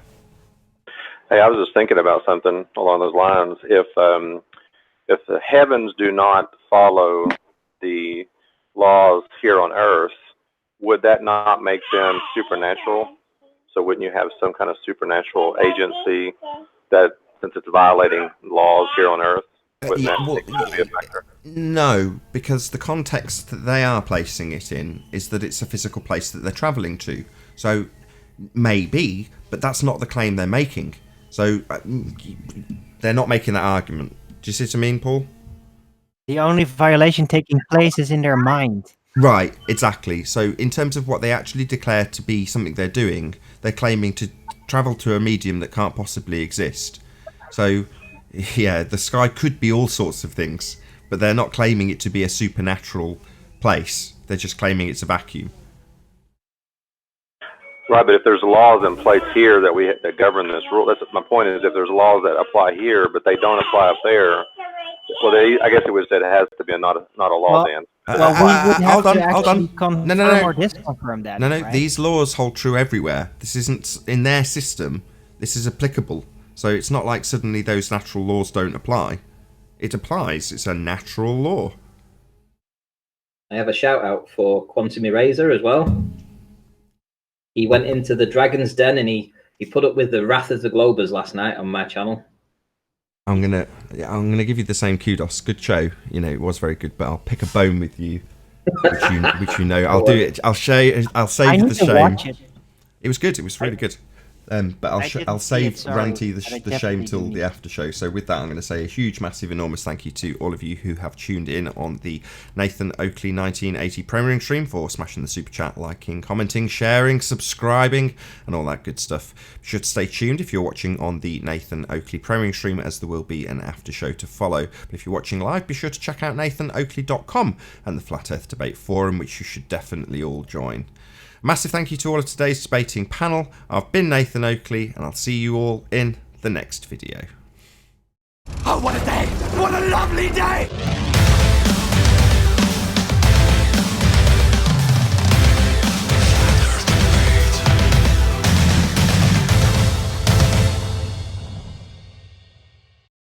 You would get John as far as to actually take criticism. Well, he knew what he was stepping into. That was the main thing. I already explained it, how the format was going to run, and he'd already seen what happened with Jem, so he was quite prepared to take questions. So I'll check it out. I mean, he must have answered about 15 or 20 questions, perhaps. And it's funny. It was the majority. I think 80% at least were from Globers. Quite a lot was from Rumpus. Okay, but wasn't it basically just the same train of questions over and over again as usual? Yes. Or? Well, it was, but it was also a case of, okay, there was a clear question, so I read it out verbatim, and then it was literally silence until till QE decided to answer it in any way that he saw fit, basically. So it was like the most concise you're going to get. I mean, because whenever Rumpus has come in before and argued with QE, it's been shout, argue, shout, blah, blah, blah, and whatever dialogues got lost in between. Stop interrupting me! Stop interrupting me! It's got lost. So this way, it was a question. He had some thought. He did an answer. Yeah, I was quite happy with the way it went. Cool. I'll take a look. It's an hour, right? I think so. Just under an hour. Yeah. First criticism from the chat was from Jem Panda himself, and he's like, he hasn't addressed any of my points, and you agreed with him. Yeah, I did. Because he isn't, Quantum Eraser isn't begging the question, and Jem Panda is begging the question. So completely, they're not going to be addressing the same thing. Quantum Eraser is taking him away from the begging the question, and Jem Panda's inside the fallacy. So it's obvious that he was never going to address Jem on his ground. Did you read my analogy? It's just like Randall, the last caller, where we never got off the first housekeeping question. Exactly. Oh God. But did you? Any signs of axial rotation? I just want to get this out. I just want to get this done with. Otherwise, I'm going to keep trying to interrupt to all of you. Sorry, Arwin. So, did you read my Narnia comparison? I'm going to go and get it up. Don't worry if you didn't. I'll give you, if you didn't, that's better. That's fair. But essentially, the platform is, it's for the guest to come in and handle the questions or to do his debate or his presentation in any way he sees fit. Now, he claims that he was debunking Jem Panda. He can come in, he can present any way he wants. If that's his way of debunking Jem Panda, whether or not the consensus is that he's debunked him or not, that's up for anybody else to decide. I don't disagree. I thought your show was ace. I have no criticism for your show. It was great. Ranty, I'll get that out of the way. Let's do that. I should have done that first. Great job. You've made a unique format. You've ran it well. You had 2 good shows in a row. You're doing brilliant. And as a flat earther, as well as a YouTuber, brilliant. Couldn't be more chuffed. And it's complementary to what I do. Everything's hunky-dory. Couldn't be more pleased. However, you personally, right? You, forget you and your show, but you personally, you summarise it, but you don't accept it. I don't understand it. It makes no sense that you can understand that if you're in a logical fallacy, that argument, the entire premise is fallacious, and that's where you should that's where you should dismantle an argument. Well, I need to stay unbiased. That's the point. That was you showing your bias. That was you showing your bias. It wasn't. It wasn't showing bias at all. It was Jem Panda. I was responding to Jem Panda because he made a specific point and seeing as the show was addressed to him, Jem Panda's first comment I had to read because essentially it was about him. So that comment said, that he didn't address any of the single points that he put out, and he didn't. You know, if you take it point by point by point, every point Gem Panda put out, never in the presentation that John did he ever say that specific point, I disagree with that point because of this. He didn't do that. So I was quite correct. No, I understand what you're saying, but I'm going to read out, as you haven't read it already, I'm going to read out my my little piece that I wrote to you that you haven't read already. So it's good that it's fresh in a way. So I'll just read it as is. So, Ranty, if I explain time dilation and how it affects the people who live in Narnia, along with full details of the chemical compositions of all the structures there, should you, A, address the chemical composition of every item photographed in Narnia, and then address the time dilation effects there, debunking every claim made that I gave you based in Narnia, or point out that Narnia isn't real? It's not my claim to answer, because I'm not doing a presentation. And that's the whole point. The point is, the presentation is down to the guest, and they can handle it either inside the fallacy, outside the fallacy. The Globers may think that they've not addressed it. That's because they're in the fallacy. You know, but we will get flat. I've already taken. I know what you're saying, but I can't say it any fairer than. I'm going to agree with that bit, and I already have. I've got that out of the way. There's nothing wrong with the way you did the show, and even that particular bit is perfectly acceptable within the context of the show. I'm talking to you personally. Forget the show. I'm talking to you. I'm asking you this question. So, Ranty. So let me just ask once more. So I'll summarise it. So if I detail, right, how I'll go through the wardrobe and how the mechanics of that works and how the time dilation works with all the mathematics for the time dilation, and I describe the journey, getting the coats, all the people who went with me, then I describe the footprints in the snow, and I give you the chemical composition of the snow and the special gas that's working in time dilation with Narnia when we arrive from the wardrobe. I give you all of that explanation and explain how our snowshoes were attached and where we got all them from, gave you all the details, right? Is that something that needs debunking, bearing in mind that it's all taking place in Narnia? Well, you see, I would rather defeat them on their own ground. That's my personal opinion. I would rather do that. I mean, so you're I saying know yes? That and I'll tell you for why. I'll tell you for why. Because if we put all our eggs in one basket and say that we can, you know, that the gas pressure next to a container is the be all and end all, and you know, our entire argument relies on that because we've never gone into the Narnia debate. What might happen is in a couple of years' time, let's suppose some new equation comes out that explains it, and everyone rolls with that, and it's a new natural law, right, that's been put in place. Suddenly, our argument is nil and void. Then we have to scrabble around to try and find. I'm saying if something came up in the future that may explain how that could happen, right, then we, as flat earthers, we will still need to have addressed their questions. Like Tony said, we don't know where we live. It could be flat, or it could be a ball the size of Jupiter. If it is a ball the size of Jupiter, then it gives them the the open system. Doesn't mean that what we're told is correct, that we live on a ball the size that they say we live on. You know? Okay, can I address that, or have you got any more? Yeah, I mean, fair. You know, I mean, away you go. I mean, right. I guess we're just going to disagree on this particular thing.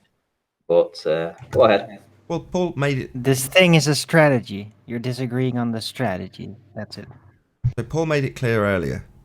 An explanation is not a demonstration. So them coming up with a new explanation within the logical fallacy is still ultimately debunked within the fallacy. For example, if there is a problem with rockets not working in a vacuum, and then they come up with an explanation for how rockets can work in a vacuum, then does that mean that the ultimate debunk of gas pressure without a container fails? Absolutely not. So having a new explanation within the fallacy does not change the ultimate defeat of their argument. So, and I'm going to do it just one more time with you, Auntie. So we're in Narnia again, yeah? And you're saying that if I come up with a new explanation, because according to the logic of Narnia, because of the time dilation, I'll try and keep it, this is going to be a struggle, but because of the time dilation problem, there's an issue with the decay rate of the shoes that they're wearing. And you're saying, well, if we aren't inside that fallacy of Narnia being real, we're not going to know how to undo the argument for the decomposition of certain rubbers based on the time dilation there.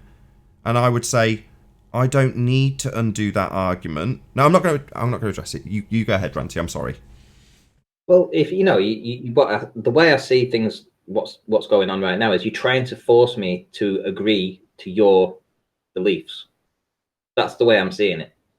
And it's like, I've already given you my explanation, and you keep asking me to repeat the question because you want an answer. It's like, I've already given you the answer. I want to defeat them on their own ground.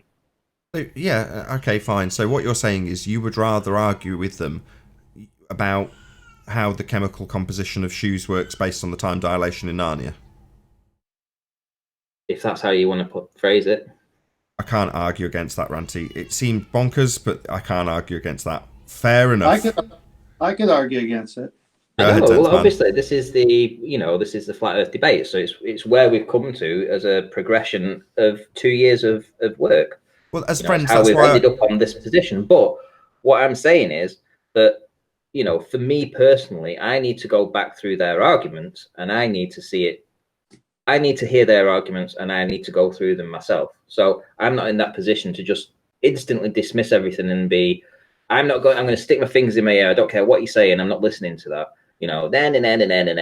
Gas pressure without a container, everything else is shit. I'm not going to go down that route. I want to hear their argument. I want to hear the counter argument. I want to get into a proper debate with them on their turf and defeat them on their turf. And we'll see where that goes. I mean, there's different positions that where everyone's going in. You seem to be going down this very matter of fact, just cut them off at the legs kind of way, and there's a lot of other people that are going a different way. It's just the way that things are happening. Fair enough. Well, just before 10th Man takes over, I will shut up in a second, 10th Man, and properly hand over to you. So, if you're watching this in the audience, so Ranty gave an analogy in a chat feed, I think it was of the repeat of the debate yesterday on Nathan Oakley channel. So this time yesterday, when this is being broadcast, Ranty was in the chat and said, look, if this is comparable to a tree, you want to cut the tree off at the roots, I want to go up and deal with the leaves. And my response to that was, okay, you go up and climb in those leaves and pick them off one at a time. I'll be down here with a chainsaw. Yeah, and that to me, that's fine. It's like, I want to go through their beliefs. I want to understand their beliefs, and I want to hear the flat earthers' argument against their beliefs. That's what I want. It's what I've wanted from over the past year, and I've not been getting that from the flat earth debates. That's why I've told you this offline. We've had this discussion offline many a time. No, I'm chuffed for you, Ranty. I mean, like I say, I'm glad we're having this conversation because it brings stuff to light to the audience, and it's because we're friends that this can take place in this way without there any vitriol being between us. So I'm very pleased. Anyway, over to you, 10th Man. I'll shut up now. Sorry. Yeah. Again, I wish Ranty well with his show. It's just another platform, another way of doing it. But I want to ask him about the words he's using right now. He's saying, I want to defeat them on their own ground. Well, when you think about defeating someone, you want your ground. You can't defeat them on their ground. You need a higher ground if you're talking in warfare, for example. But I want to transition from the word defeat them because I'm not trying to defeat any baller. I'm trying to help them. Now, I've been in this community for a while, not as long as Ranty. I don't do a lot of personal testing like Ranty does, and my hat's to you, Ranty. You do great work. But I want to help them, and the only way I can help them is because I already do understand their beliefs. They've made it clear what their beliefs are. So if I'm to help them, I can't do it on their ground because they're within a fallacy.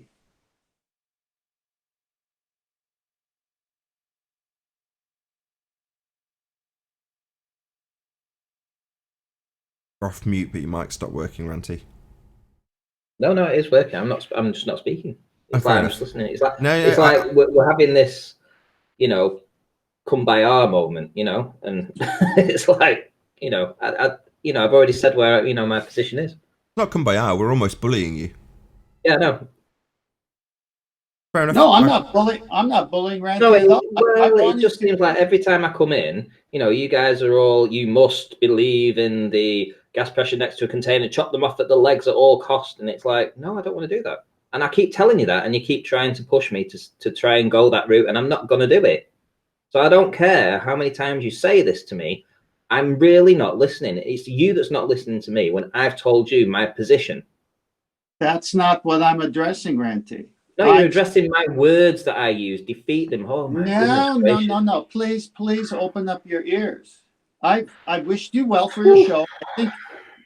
Let's all take a breath. Look, this isn't personal, and we don't want to be getting at you, Randy. No, it's not. Look, how many times do I have to say I enjoy your work? I wish you well. I think once is enough to know where my heart is on this. I'm not saying anything against you. We're having a dialogue here. My dialogue is very simple. You're claiming we're bullying you, but in reality, you're doing it to us. And What? you don't see that. What? I don't see that. What? I see that I'm right and I'm forceful in my position. But he's saying that the premise of us not letting them beg the question and the fallacy is not helping them. It's a counterproductive because it leads to arguments. I never said that. I never said that. I said it's for me personally.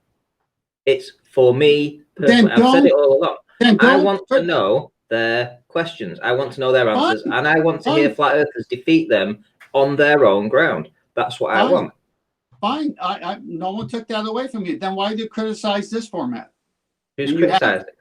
Oh, you have criticized this format. Listen, I was on this debate in episode 60 or so, and I've been on probably, I would say, at least 80% of every single shows, if not all of last year. Right? I've helped build this channel up, and I have a passion for this channel. So when I saw the debates heading in a direction I wasn't quite comfortable with, I had discussions with Nathan offline many a time, telling them about this, right? Because I wanted to bring back the debates. And I'm glad Nathan's listened, and he has started to take a different approach, and it seems to have paid off, because last week he was only getting 250 viewers. This week, today, he had over 300, and he had people saying that they like the new format. Yeah. So I think there's a need to have dialogue with things like that. So if in the past I have criticized it, it's been for genuine reasons, and I'm glad Nathan listened. It seems the show's turned around. It's all good. Actually, all Nathan did was divide himself into 10 panel members who are 10 little Nathans doing the same show that Nathan did. Great, because it wasn't because before it wasn't the Flat Earth debates. It was the Nathan Oakley and Friends channel. That's what it was. And Nathan will agree with that, because he was for 40 minutes being on the mic, and there was a lot of people that were wanting to try and say something and being told to shut up and not actually getting a say. And there was people that used to have 10 flat earthers come in sitting in the panel before we started. Now we're down to 2 or 3. And that's it's absolutely testament to not getting the opportunity to say anything.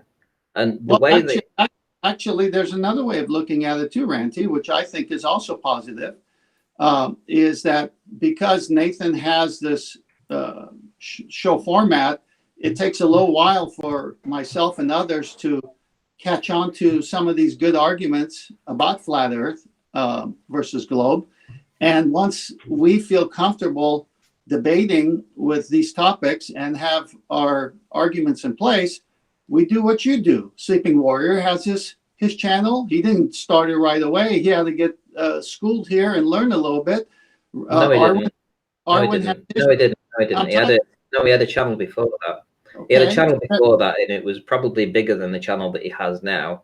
And then, he actually joined the debates. He had quite a lot of subscribers when he first joined the debates. All right, so my bad. But Arwen has his channel. You have your channel, and I can see other people starting their channel down the road. And if I didn't sit here and watch QE and Nathan take on the Globers the way they have, I wouldn't be as strong in my arguments So yes, you're going to have a situation where you're going to school here in a sense and learning first, and then you feel like, hey, I'm ready. I'm ready to debate a Glober. Let's go. I just want to back Ranty up, though. I just want to back Ranty up in what he's saying, because when Ranty says we discussed this, what Ranty was trying to convince me to do was what he's now doing. And he was like, you could just do this, there's a gap. And I won't, plug anybody. I don't want to plug to point out why that happened. But nevertheless, there was an occurrence. And Ranty was trying to convince me to essentially do what he's doing. And I didn't want to do it. I made that very clear to him that it isn't the way I want to do things. But Ranty was, very cordial about it. And he's done precisely what I would expect anybody in that position to actually do, given those circumstances. Now, we've pulled it to pieces with him right now. And to be honest, I now totally understand. It's like, well, Ranty does get these arguments. He does understand that you can cut the legs off. He just wants to hear the full expanse of the begging the question fallacy explained by the person that believes it, rather than having the argument cut off the legs and then not necessarily seeing all the leaves because you've immediately put it through the wood chipper. That's what he's basically saying.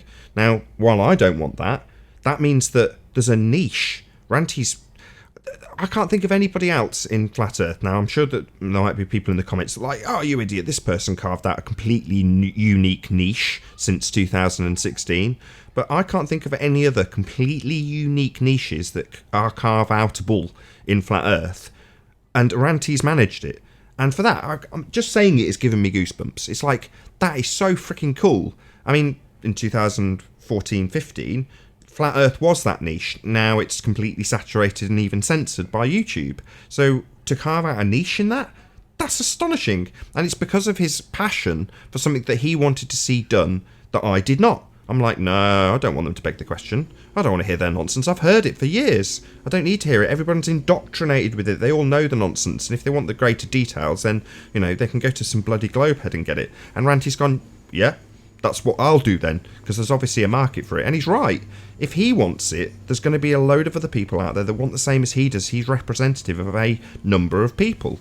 So, I'm sure, correct me if I'm wrong, Ranty, did you watch your show back? Did you watch it back yourself? Yes. Yeah, so perfect acid test. If you enjoy your own show and watch your own show, there's a good chance that you enjoy your show and you're representative of a certain number of other people, and that's proven out. So your passion, Ranty, is astonishing. On a personal level, that's why I reduced it away or boiled it away from your show and said, look, I'm just asking you why you wouldn't want to cut the legs off the argument. That's the most efficient way of chopping down a tree. And you're like, yeah, I want to fondle around the tree first. Fair enough. Okay, well, let me tell you. If you think back to last year, when I kept doing presentation after presentation, going out, doing the filming, finding out new stuff, working on the inferior mirages, all that kind of stuff, right? Literally, it was what made the shows. The shows looked forward to that kind of stuff. You have to agree there, Nathan. They loved it when it was like, oh, Ranty's ready to do a presentation. Everyone's like, woohoo! And it was like, yeah, that's what made the show. And I think people like to see presentations, and they like to see it on a specific thing. And that's what convinced me that this is what people want to see. They have, everyone's got questions, and with a lot of newbies joining in the flat Earth debates, right? They don't have all the questions. They don't have the knowledge. They've not been showed it. They've not been walked through it. They don't know. Half of them don't even know what their own model is, right? So to have a platform where they can come along to and listen to both sides of the argument in presentation form, so it's spelled out to them like talking to a 5-year-old, right? I can't see it, but I honestly think the format is great for that kind of thing. And it's a format that will advance Flat Earth in the long run. Absolutely. Lest I should be misunderstood, Ranty, I think your show is going to be very successful. I'm not against it one iota. The only thing I'm trying to say is that, as you say, or as Nathan said, you found a niche, and I think you have, and that's why I say you're going to be very successful with the numbers and the people coming to it.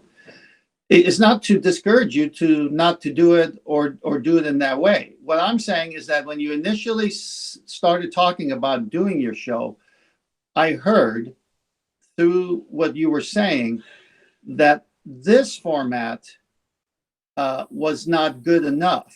Yeah. And so I said, wait a minute, instead of criticizing this format, which other people like myself, you should just say, hey, I have an idea for another format that will round out the the flat Earth community or whatever you want to label it, so that there's many choices for people. That I'm okay with, but don't criticize this format because you are uncomfortable here because I made this format with Nathan years, nearly 2 years ago now. I mean, literally, the direction of the debates went between myself, Tony, Arwin, and Nathan.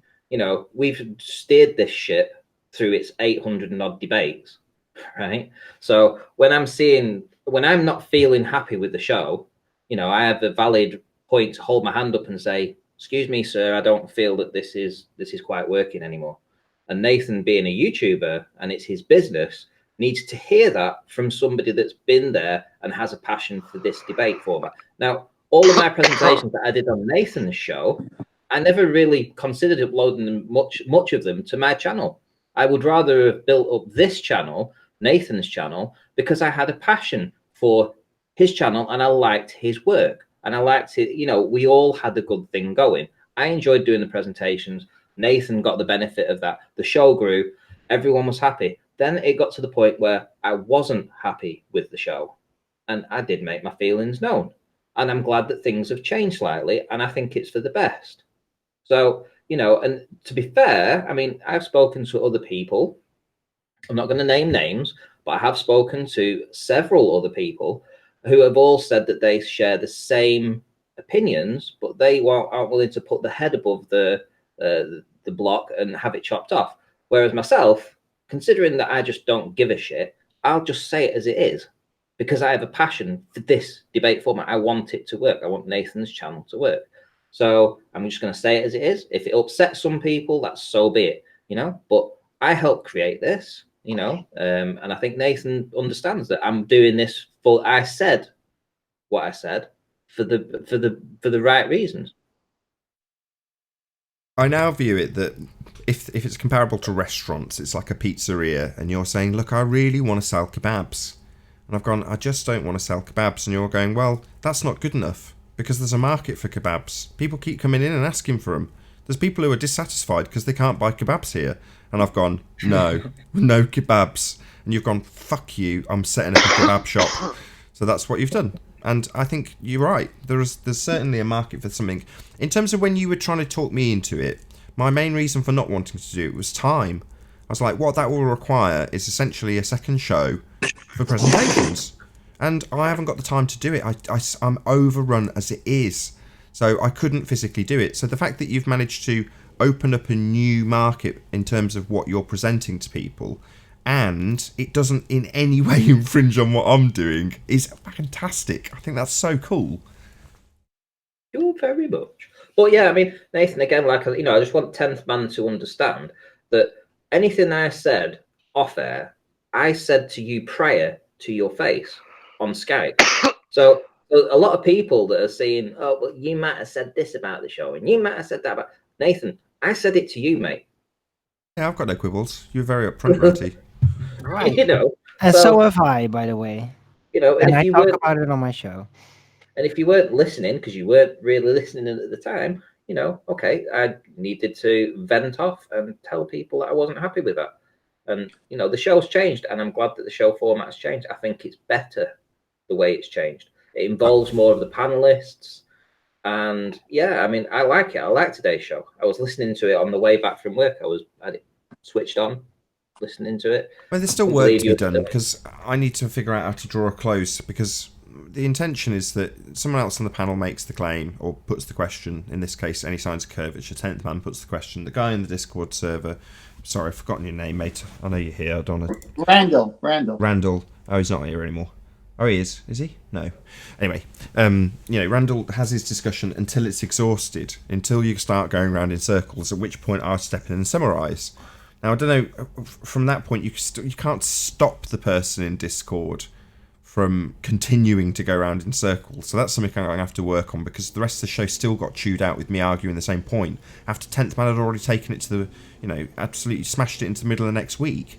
So I have to figure out how to do that. But it's just a work in progress to try and involve more people in the show. become more of a moderator then. Become more of a moderator and say, look, I'm going to have to adjudicate on this. You've not brought anything to the table. And from what I've seen, the presenter, you know, the stuff that he's put forward, man, crushes your argument. So I'm just going to make a decision. You lose. Next question. You know. Yeah, that's the thing I didn't say. I mean, maybe I did say it to a certain extent. Okay, I'll have to be more bold. You've lost. Let's move on. Yeah, exactly. You know, come back with better proof. We've Yeah, already but had. the issue is that they don't move on. Actually, So you you either did then well have to. to kick them, or they will eventually worm their way back in.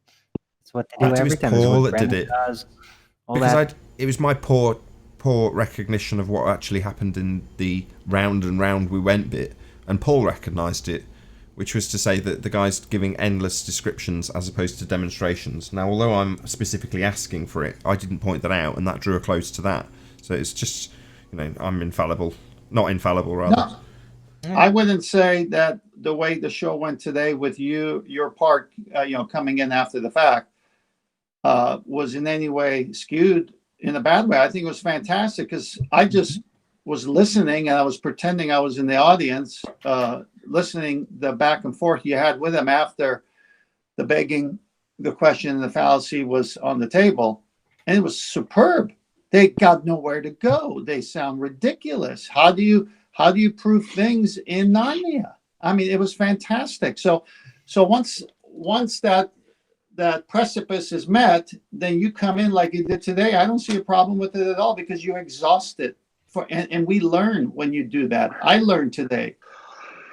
Maybe, but it just needs to be a lot more concise because it ended up being the full hour chewed out on one housekeeping question. I mean, maybe that's not a problem. I don't know. When I listen to it back on the after show later on this evening, I'll sort of 1 hour on one question is fantastic training. I agree, absolutely, because you let him speak everything that he wanted to say. He got out. He wasn't interrupted, and it was great because the audience got to listen to it.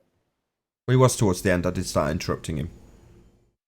But he'd already done his pitch. Yeah, prior to yeah. that. Correct. But once the point is reached that I feel like all of the points have been gotten out, then I'll start interrupting. If they just repeat them or introduce a new fallacy or try and red herring us or whatever, I'll just stop them.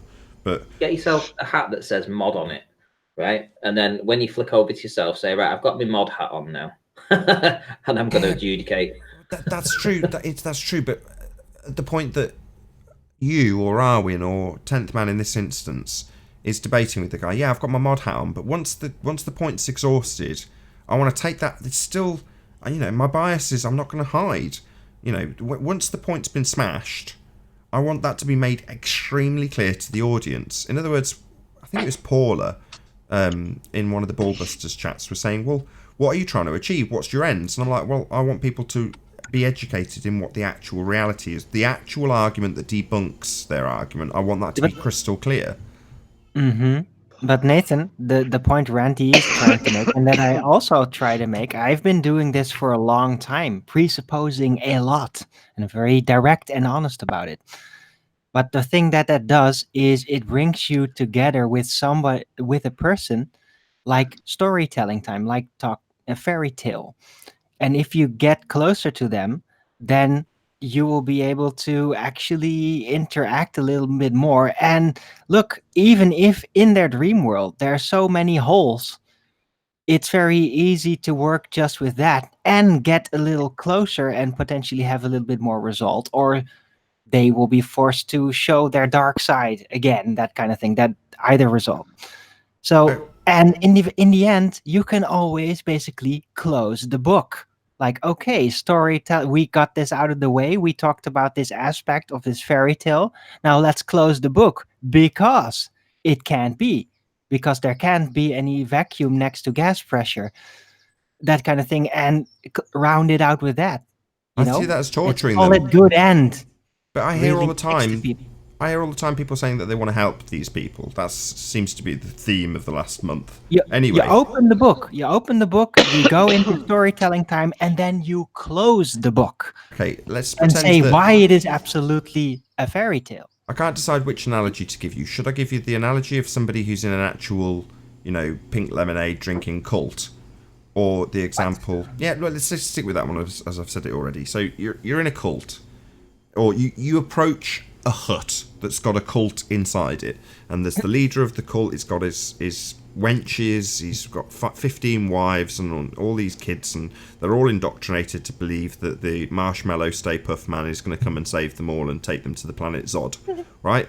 Now, if that's the case, do you open the door to the lodge and immediately start pointing out that that's all bullshit, or do you go in and go, put your arm around them and go, oh yeah, Zod might be coming, and yeah, I understand how, well, the Marshmallow Stay Puft Man is actually just a character in a Ghostbusters movie, and yeah, or do you just completely destroy the argument instantly? I don't see how.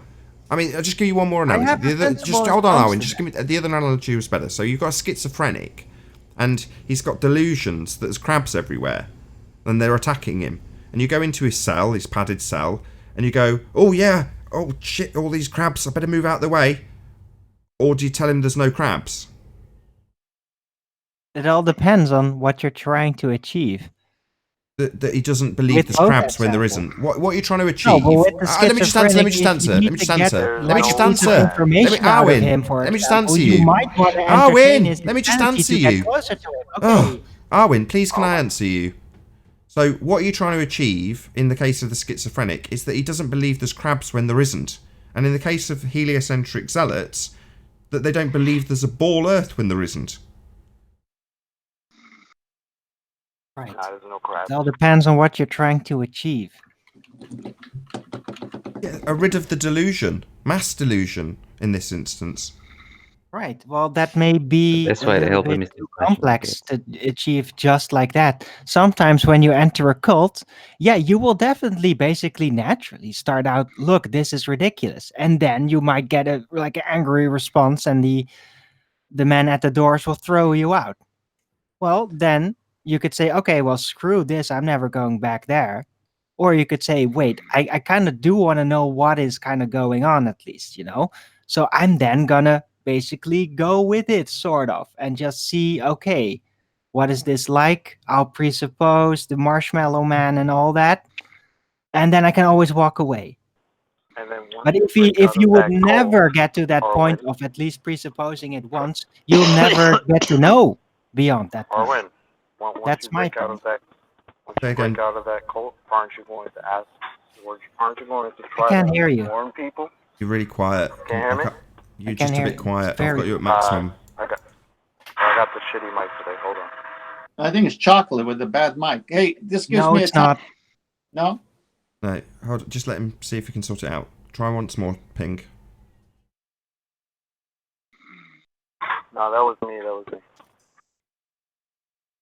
You want to repeat your question?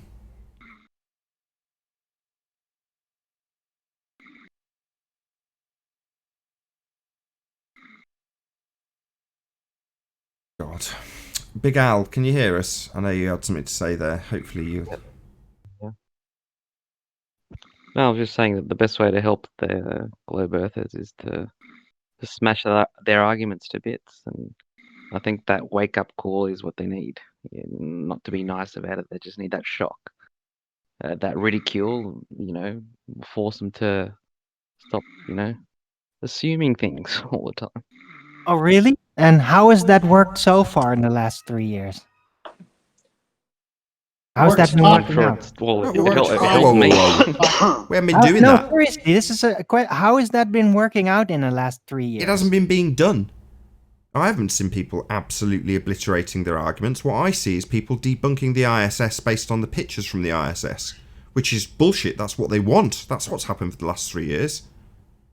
4 years. But what he's saying is that they just need to be harsh and full on attack, because that's the only way to get us to stop doing it. So I'm asking, okay, how has that been working out in the last 3 years?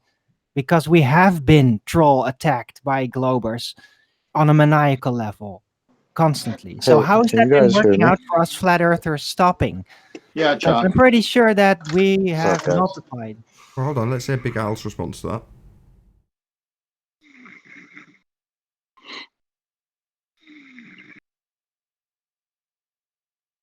Or maybe not.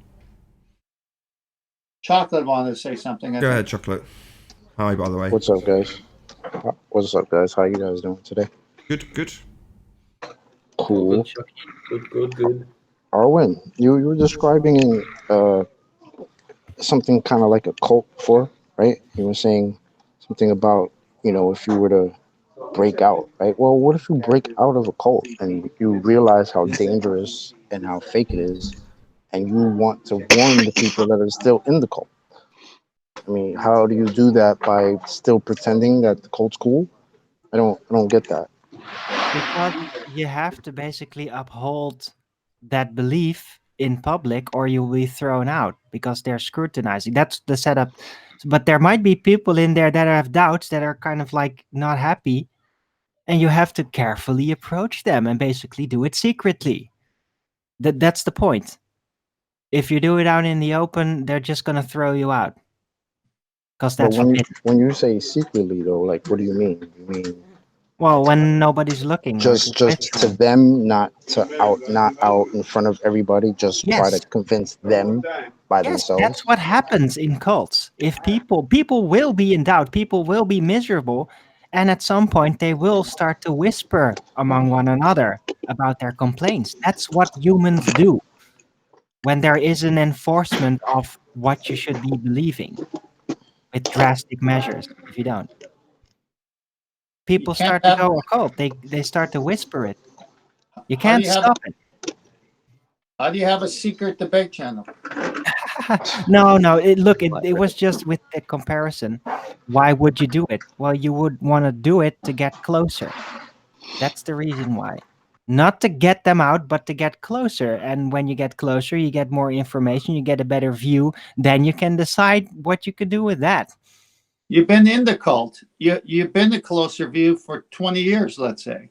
Now you see it's a lie. You don't need to get any closer. Well, I'm not getting too much closer. I do talk with Globers, but I'm not letting that a lot closer. But I do sometimes entertain technicals, speculation, because I There, do like that, like there's Legos in the gradients. mind.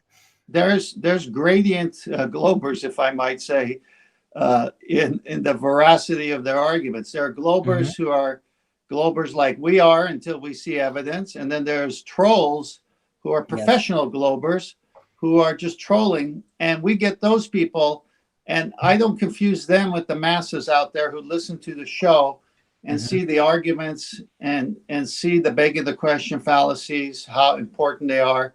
Again, Right. I subscribe to Ranty's channel. I watch it. I watched his last show. It was fantastic. I know it's going to be successful. So they got a variety of shows to go to now. Yes. But so it's based on if they're interested in pursuing this. I have people who won't call me and talk about a flat Earth anymore. That's off the table with them. But we can talk about anything else. So I don't Right. pressure them. I don't push it on them because they're not interested. So I don't push a rope to people. I just throw it out there. If they're interested, I can pull on the rope and they'll be on the other end. Right, but there's other things to be done as well. So one of the things that we as flat earthers deal with, as you pointed out quite well, are just people on the fence, people that are just normal glober believers and that could progress, that are honest, and the fanatics that are trolls and committing psychological warfare on us. Well, there's things to be done with those as well, because it's really hard for a lot of people to pinpoint what that really is, how they are being fooled. So what I do sometimes when I'm in the mood for it, I invite Brenda or whatever, and then I have a really normal civil conversation.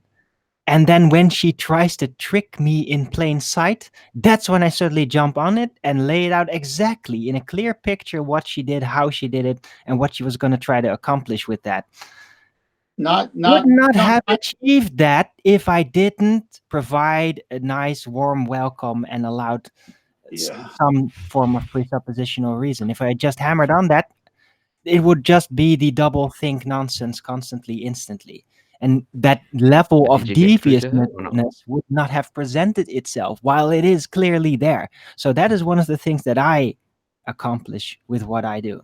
Now, see, I look at it totally different, Arwen. I use Brenda. I use Randall. I use Wiggles. I use. Yeah, so do I. In the way I Yeah. just described it, I use them to show Okay, can what I is actually in there.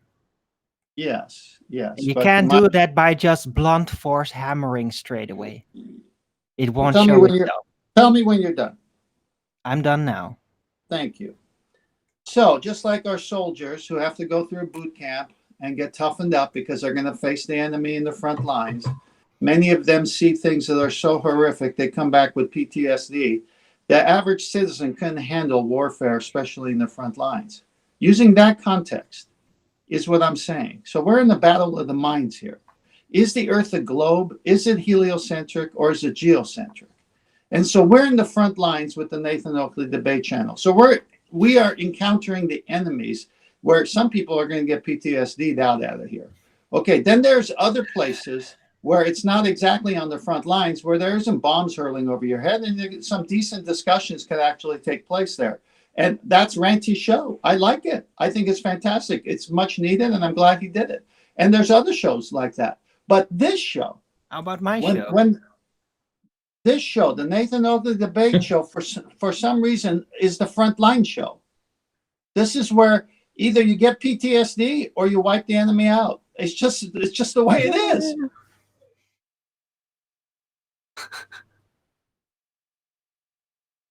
That's good advertisement. It's reality. You either get PTSD here or you wake up. Are Well, you it's the going to front take line. the gamble? Look, I could have argued with Randall on his globe picture from space like I used to, or I could take the lessons learned here and break Narnia right at the beginning. And that's what I chose to do. Well, if that is satisfying enough for you, then yeah, blessings on that with you. Well, they've got a problem with their narrative anyway, because if I was to argue with them the way they want me to argue with them, they have to explain secondary and tertiary evidences that don't prove it's a globe. But then we'd be on for hours. Well, why do that when I could just destroy it with one word? Is this a minor gap? Kudos, John. Excellent presentation yesterday on Ranty's roundtable. Yeah, sorry, man. I woke up. I'm still in the blur of the morning. I'm just listening to it. I didn't listen to the show. Can you go over the whole thing right now? Go over the whole show? Well, your presentation was 10 minutes. No, today's live show. Yeah, we had a chap on called Randall. We did one question, so it can probably be summarised in about 2 or 3 minutes by 10th man, as it was him that actually smashed the argument. That's it? Well, yeah, I mean, it was just, begging the question fallacy, and you can't have gas pressure without a container, violation of the second law of thermodynamics. So all those pictures you're seeing is fake. And just digress from there because there was nothing else. Yeah, unless their claim simply is incorrect. Well, that's the point. So it was just a look. What it if was they just a just rehash of claimed what there wasn't So gas it's just- pressure, but it was there after all? That's the weird thing. They could just move it around, tinker around, and they do this. They Great. have them. That's great. So it was just a redox from yesterday's, right? Sort of, because it started off with Earth curve, so he's saying there's pictures from space. So, Right. any signs of axial rotation? The Earth Show's is- over, Arwen. Show's over. Aw. Yeah, It's- could you believe the responses that I was getting? This is amazing that even some of you remember the Earth discussions that we were talking about, those knuckleheads from a long time ago? They Right. come out and said, why were you being so insulting? Coming from these guys, right?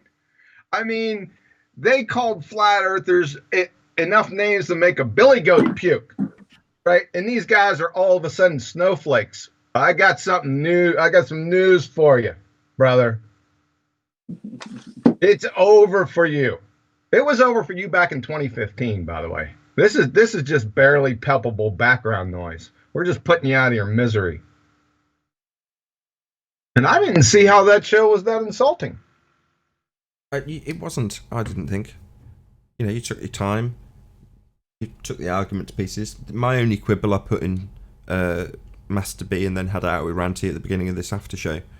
And I'm not going to change his opinion. I'm not going to bully him into changing his opinion. He wants to understand the begging the question fallacy. I've never understood it with Anthony. It's just a different way of being wired. And, you know, I'm not going to decry that in any way. The fact that I'm not wired like that doesn't mean I don't enjoy Ranty's show, because I did enjoy it. It was great. It's just conceptual reasoning. Say again, what was Randy's problem? It's just conceptual reasoning, and some people find that very interesting, myself included. What was Ranty's problem? Well, he agreed with Jem. He was like, you haven't actually addressed Jem's its claims. So in Master B, what I said, sorry, I know you were Ranty, we've just gone over this, just summarising it. So I said to Ranty, well, if I give you the chemical composition of all of the different elements in Narnia and explain how they work given the time dilation issues there, do you, A, debunk all of the chemical compositions of every component part of Narnia and how it works with the time dilation in Narnia, or B, point out that Narnia is not real? And to his credit, or not, depending on how you want to look at it, Ranty was like, well, I actually pick A.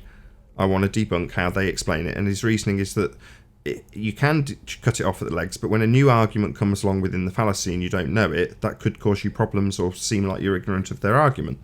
Or words to that effect. I'm paraphrasing Ranty. I think, John, I think when you started the show with Ranty yesterday, you put that first slide and said you weren't going to use these words. I think they might be referring to that concession of yours. Yeah, I'd like to get back to the tenets of the argument. I mean, what's not to understand here? I mean, I repeated the mahi mahi, which is basically what Nathan's saying, over, I think 2 or 3 times. What's so hard about understanding that? I think you should change it to Narnia. I as soon as you were saying it, I was like, man, you could tip your cap to me in there and just stick Narnia in, because mahi mahi in water isn't as good as time dilation in Narnia, because those are two things that people are at least familiar with, right? Those two things. Well, you don't need to debunk the medium of Narnia with its time dilation. Has Ranty came up with the time dilation formula in Narnia? I don't know. I did ask him that, and he skirted it a little bit, and then said we were bullying him. Sorry, Ranty. I actually never mentioned that I was being bullied at all. No, that's true. I said it. Sorry, that's completely incorrect. I've misrepresented you and put that on you. I'm sorry, Ranty. That's very unfair of me. I said we were almost bullying you because we were being quite dogged in terms of our assertions that you must cut the legs off the argument. You must not beg the question. Can you believe the questions afterwards, though? I mean, was that a tell or what? You had Jem Panda on there. I just pummeled his friggin' presentation into the incoherent oblivion. The only thing I'd ask about was the birds humping.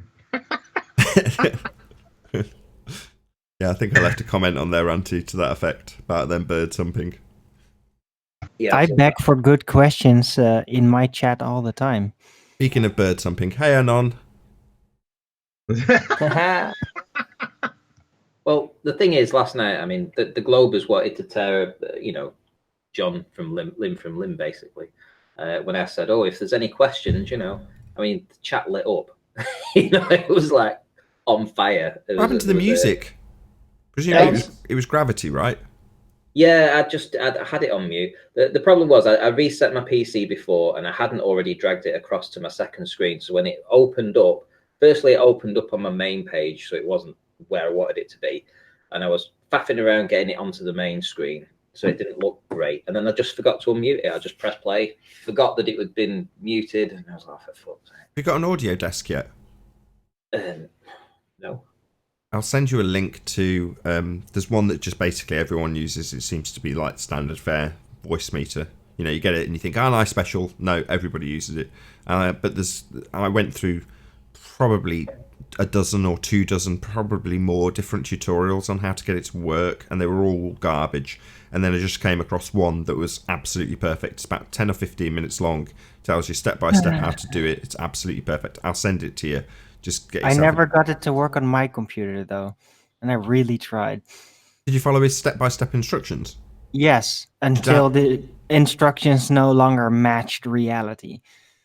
You just weren't following. You just dropped less acid. No, I was. I tried with other people looking with me, and I'll do it with you. Figure it out Well, you didn't ask either. me. I'll do it with you, Armin. I don't mind. Oh, okay. Oh, I have to get back into it though. It's like half a year ago. I have to find everything back again. Do you actually need it though? Because I'm not being funny, but Ranty definitely needs this facility. You don't. Well, Hey, Ranty. it would help me just with audio control a lot better, because I'm really just clumsily fooling around when it comes to my audio output. Output. The only thing you need to worry about is the Hangout and controlling everyone's volume to be the same, and you don't even do that. I have Skype. On Hangouts, you do have Hangouts.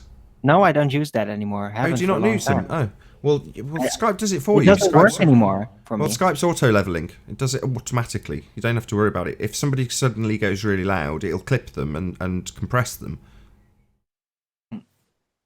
Anyway, it never worked out with me. You're hijacking this. So Ranty has definitely got a need for a desk. You don't necessarily need one. So if Ranty wants to, which he may not, he may figure a workaround, which is a pain in the ass. But if he wants to do that in the meantime while he's learning the other stuff, then fine. When you're ready, Ranty, to have easier audio, just let me know and I'll talk you through it. Okay, no worries. It'll require... Is the audio desk an open system? Where does the ventilation come in?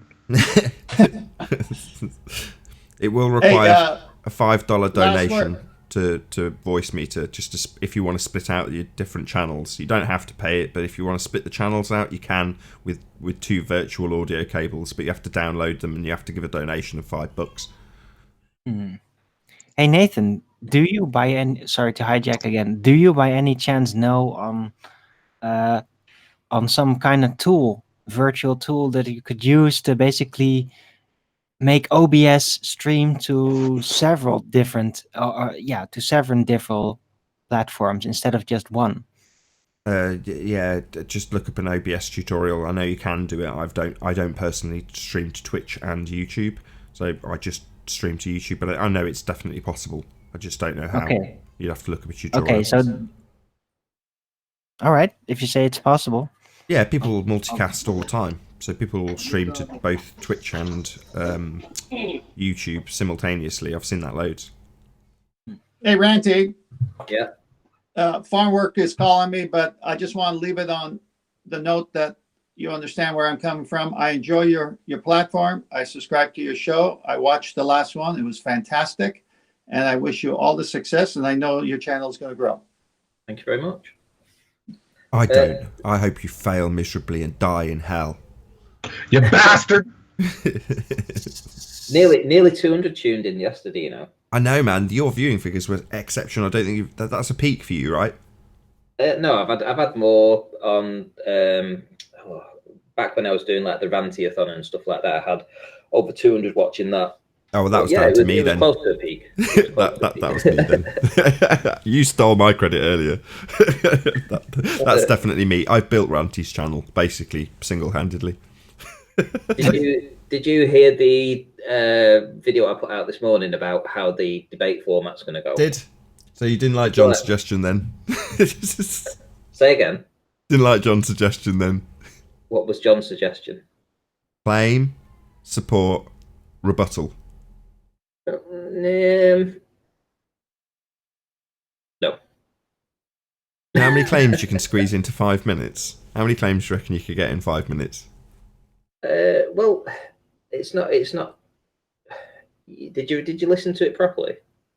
What do you mean properly? Is this going to be how we fell out in the first time we ever talked to each other? Yes, I did listen to it properly. I understand your format perfectly. What you're saying is you'll give them 5 minutes. That's No, I didn't say that. No. Yeah, you did. I didn't. I said, right, so say me and you are on opposite sides of the argument, right? So we've each been giving each other's questions prior the day before, so we know what the other one's going to ask. So question 1, I ask you question 1, right? So I say, Nathan, how come, the Coriolis effect, explain to me the Coriolis effect or whatever, right? And then you respond to that. And then I get the option then to just maybe tweak the question a little bit to just get it refined, and then you get to respond again. So we get a concise response. Question, answer, right? That's question one. And then after the question one's been answered, I'm going to say, right, okay, timer, 5 minutes, where you go, lads, sort it out between yourselves. Because we've already had the concise response, which is what we want.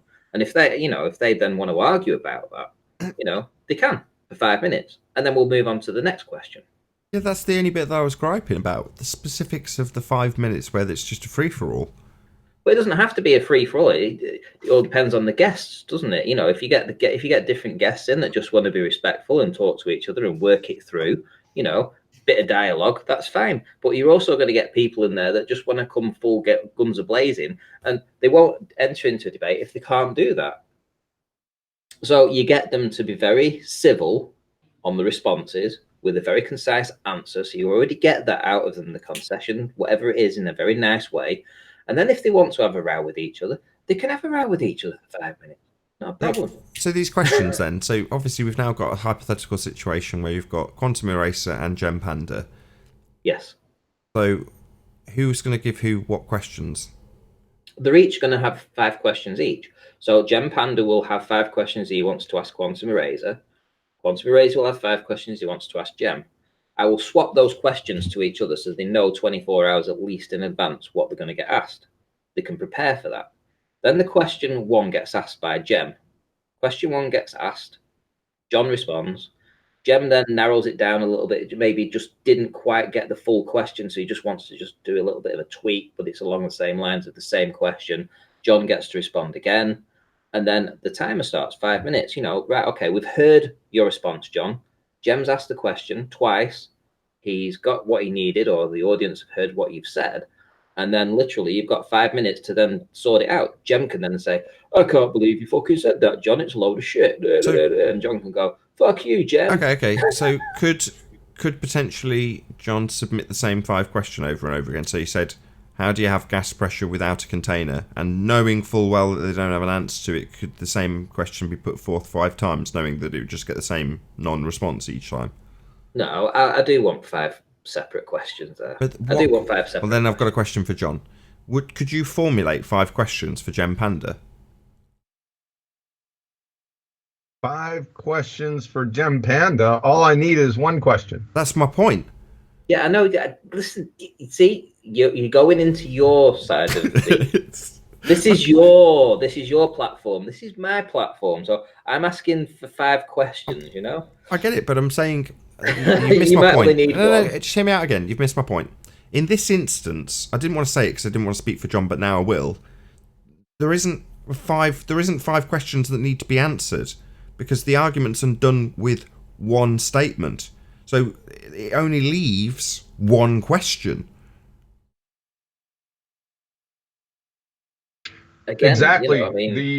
The neurosurgeon, the head of neurosurgery, when he's interviewing candidates for his staff, he's not going to ask too many questions. So these guys are pretending to be neurosurgeons, and they're going to come out with the answer that cerebellum is a facultative anaerobe woodpecker. That's all I need to know. I'm going to kick your ass out of my office, and I'm going to drag you around by your short hairs outside in the hallway and laugh at you. Well, if you can't find 5 questions to ask, you can ask 1 question, and then Gem's going to have 5 to ask you. That's fine. It doesn't have to be, I would like 5 questions. If you can't find 5 questions to ask him, Yeah, it's going to be over with my first question. To you, it'll be over. To the Globers, it won't. To the globe, yeah. Well, here we go again with the terrorist sympathizer stuff. I don't care what the Globers say, right? They're retarded, about 99% of them. When have you talked to a Glober, a legitimate Glober with integrity? Go. I want the name too.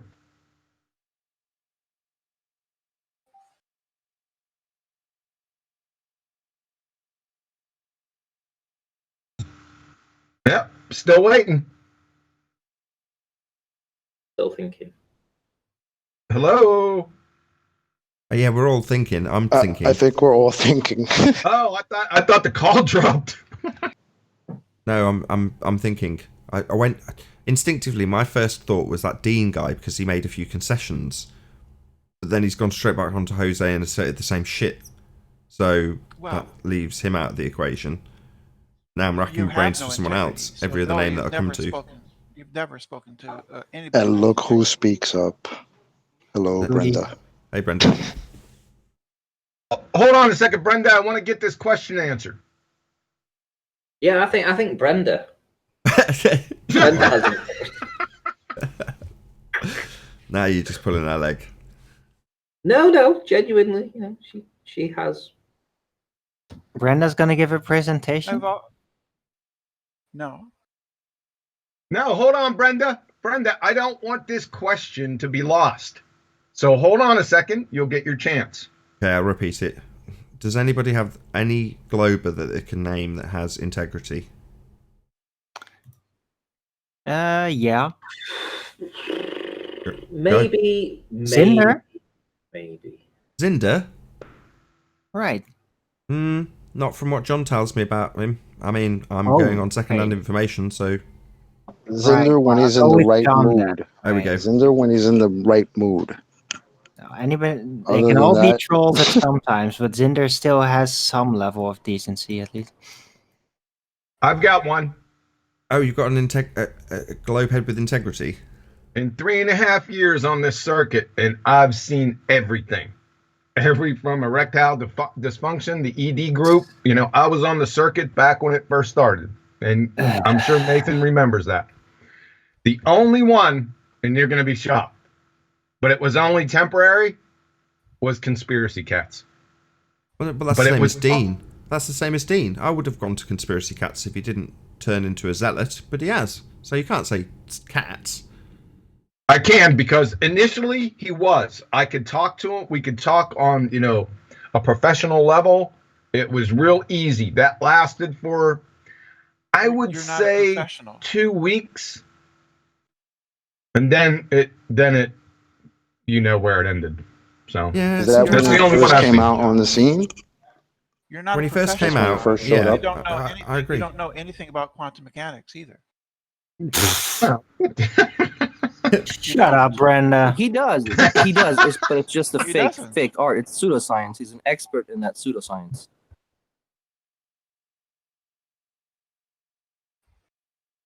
Oh, we got the supernatural bird's nest. He's got to chime in, right? The bird's nest is not supernatural.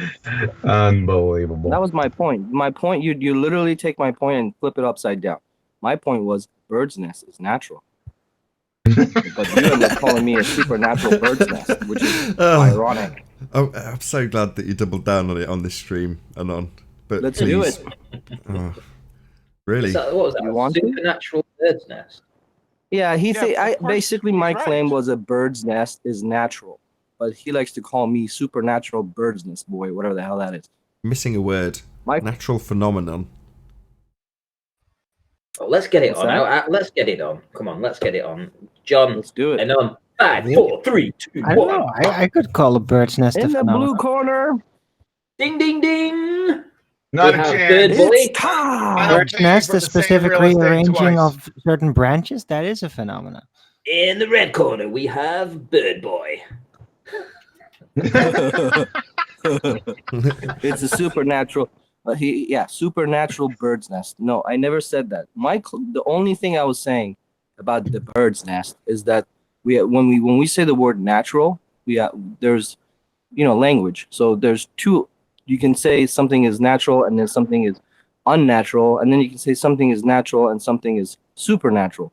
So that's what I was trying to get to. And my point was that a bird's nest is natural, right? And I agree. I think the bird's nest is natural. It's a natural thing. It's not unnatural. It's just a natural thing. Okay. It's not a phenomena, though. I never talked about a phenomenon, Nathan. It's What not made about the a phenomenon. bird's nest, man? All I was saying is the bird's nest is natural. I don't know. Is basically coming across a bird's nest in nature not a phenomena? No. If you wouldn't necessarily at first know where it came from. It's the sudden rearranging of little branches high up in that obviously can't just be forming by falling down. Okay. So there must be Owen, something natural causing that. follow your way through the method. What's the next logical? Even if I say, yeah, okay, bird's nest is a phenomena, what are you trying to establish with science? The cause, The perhaps? cause. It's not a science. The It's not cause. science, Nathan. I'm not trying to say this is a scientific experiment with the bird's nest. This But that is would a have been the I'm not- context. That's Come on, though. That Jesus. would have been the Thanks context. for totally undoing everything I just said. Yeah, that would have been the I'm context, sorry. though, wouldn't it, Anon? Come on, that's the context that the conversation would have been taking place in. No, the context of this was about being things that are supernatural, like walking on water. That was where I was pointing. That's where I was going. It had nothing to do with the scientific experiment and Yes, it did. Go back and dependent listen to variables. it. None of that. Yeah, go back and listen to it. You're wrong. Or just summarise, John. I can't remember. I've got to be I honest. can't remember exactly either. I have can't to go either. back Just for the love Yeah, of it. because can I nobody make a listened. scientific Because nobody was listening to them. Hold on, No, Owen. because we Everybody- just don't. No, John. Hold on, Owen and John, please.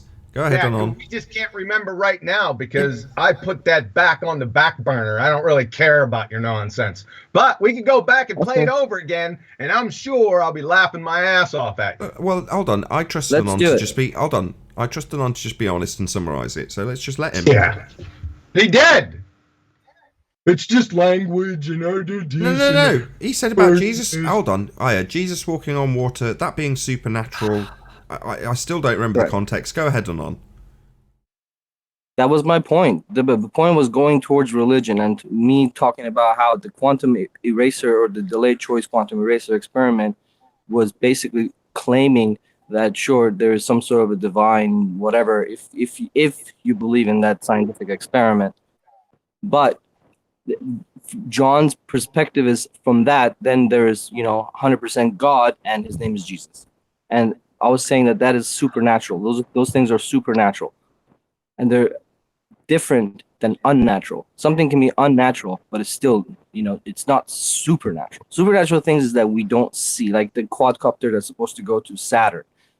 Yeah, that's supernatural.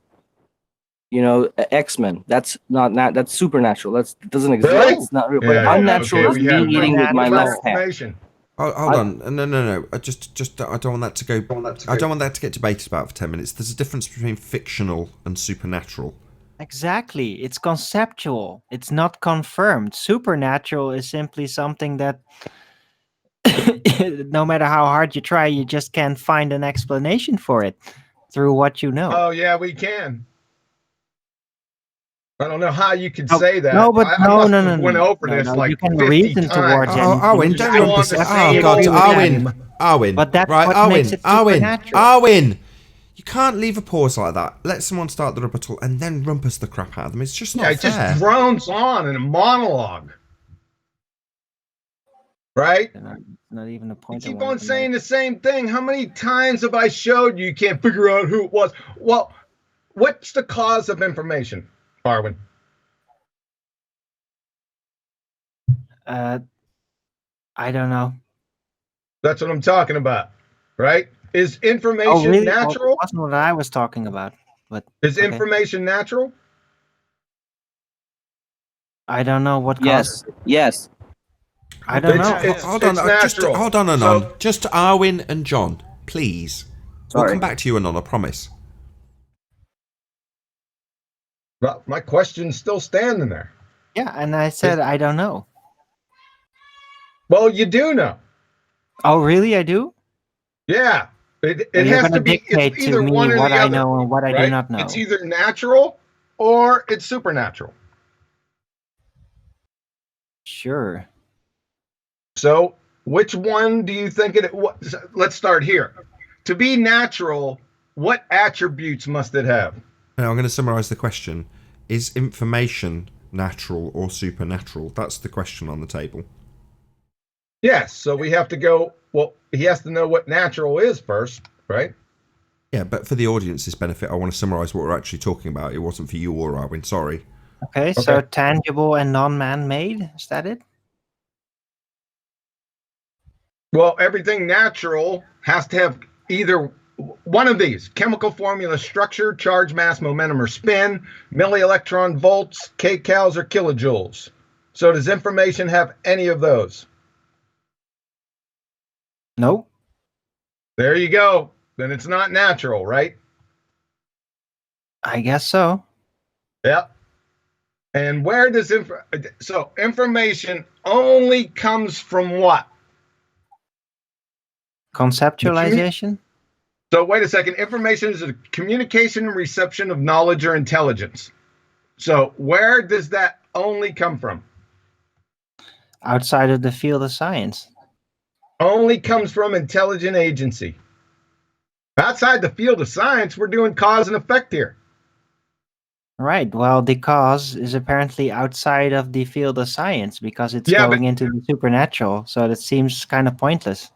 Yeah, but not information, though, because information is everywhere today, right? It's not outside. We're in the information age. Oh, really? Right? Well, your cause for the information lies in the supernatural, so you don't have any scientific evidence. Hold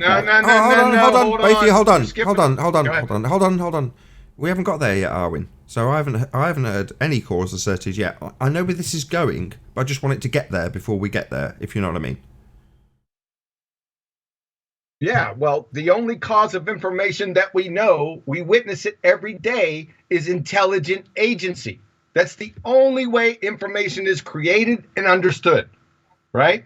That's false. That's false. I can explain that in another way. That's pretty similar. And I say the concept of information only arrives within our conscious framework of conceptualization.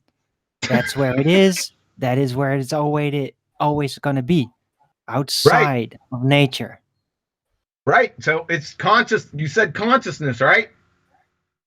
Our conscious experience. That's the only word I have to describe that specific. You need a knower, man. You need a knower. There you go. Preach it, chocolate. But I know that shit.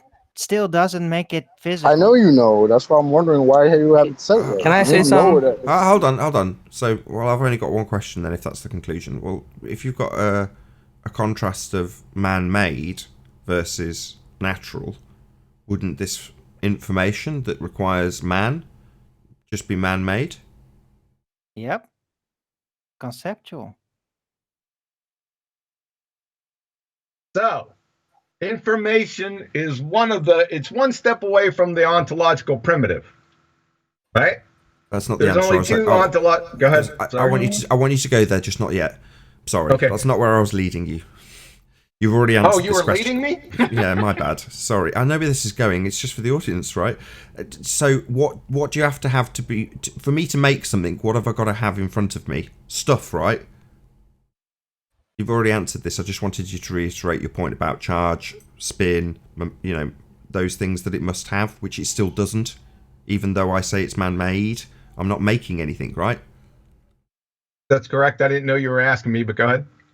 Well, you said earlier that it needs charge or spin or basically something measurable and physical for it to be natural.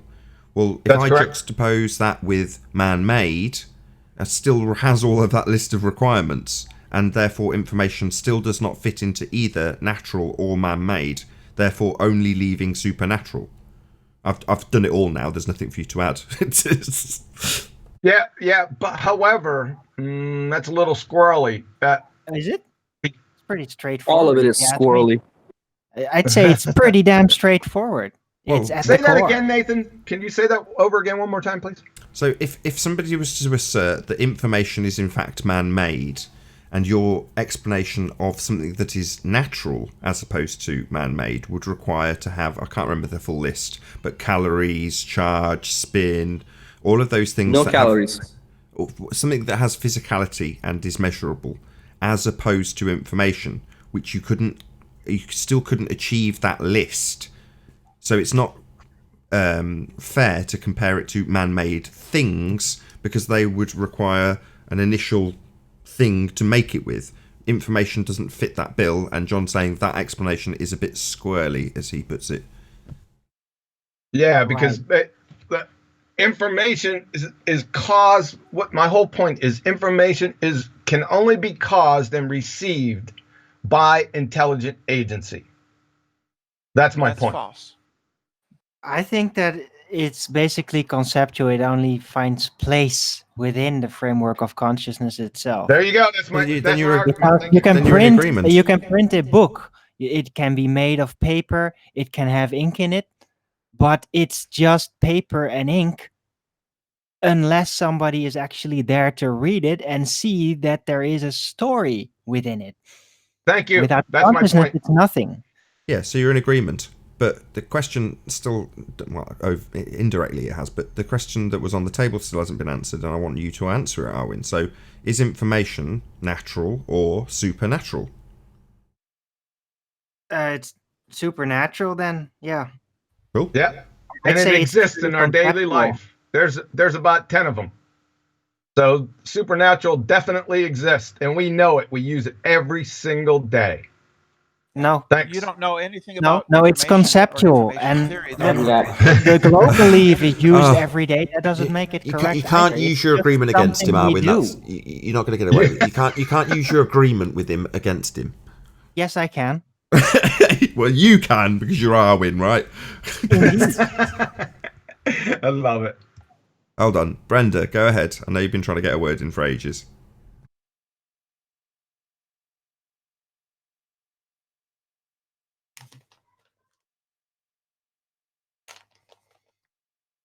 Well, thanks for that, Brenda. That was very insightful. Next. Thanks for what? Can we bring this back to quantum mechanics? Yeah, because this still basically doesn't know anything makes about the either proof quantum non-physical, Oh, Arwin. bringing it outside of the scientific method field. Really, that was kind of the original point of it all. It's your own fault, Brenda. You left a gap. Yeah, I don't mind Anon or Brenda. I don't mind who. They're both in the queue. Calm down, Arwin. Calm down. Okay. I had an Anon first. Go ahead. So I was listening to the after I dropped on that day. I was listening to the show. So I got my kudos. I would like to say that John tried to explain what the observed phenomena of the delayed choice quantum eraser experiment was, and it was just one word: diffraction. Yeah, So it's something that I said to diffraction- you in that long hangout. Hold on, for hold on, about hold 3 on. hours. John, sorry. I don't think that was actually his point. Sorry. Oh. Yeah, so my question is, diffraction is just interference patterns. So how does that relate to the actual delayed choice quantum eraser being the, what is the observed phenomena in that? Is with diffraction, how do you go from seeing diffraction? Here we go to again, just this- droning on, monologuing. Just ask your question. Go ahead, explain How your many observed times phenomena have I- again. I'll Oh, stop you God. both. Stop. The question, sorry, I'll just have to paraphrase for you, Anon. The question is, how is diffraction an observed phenomenon?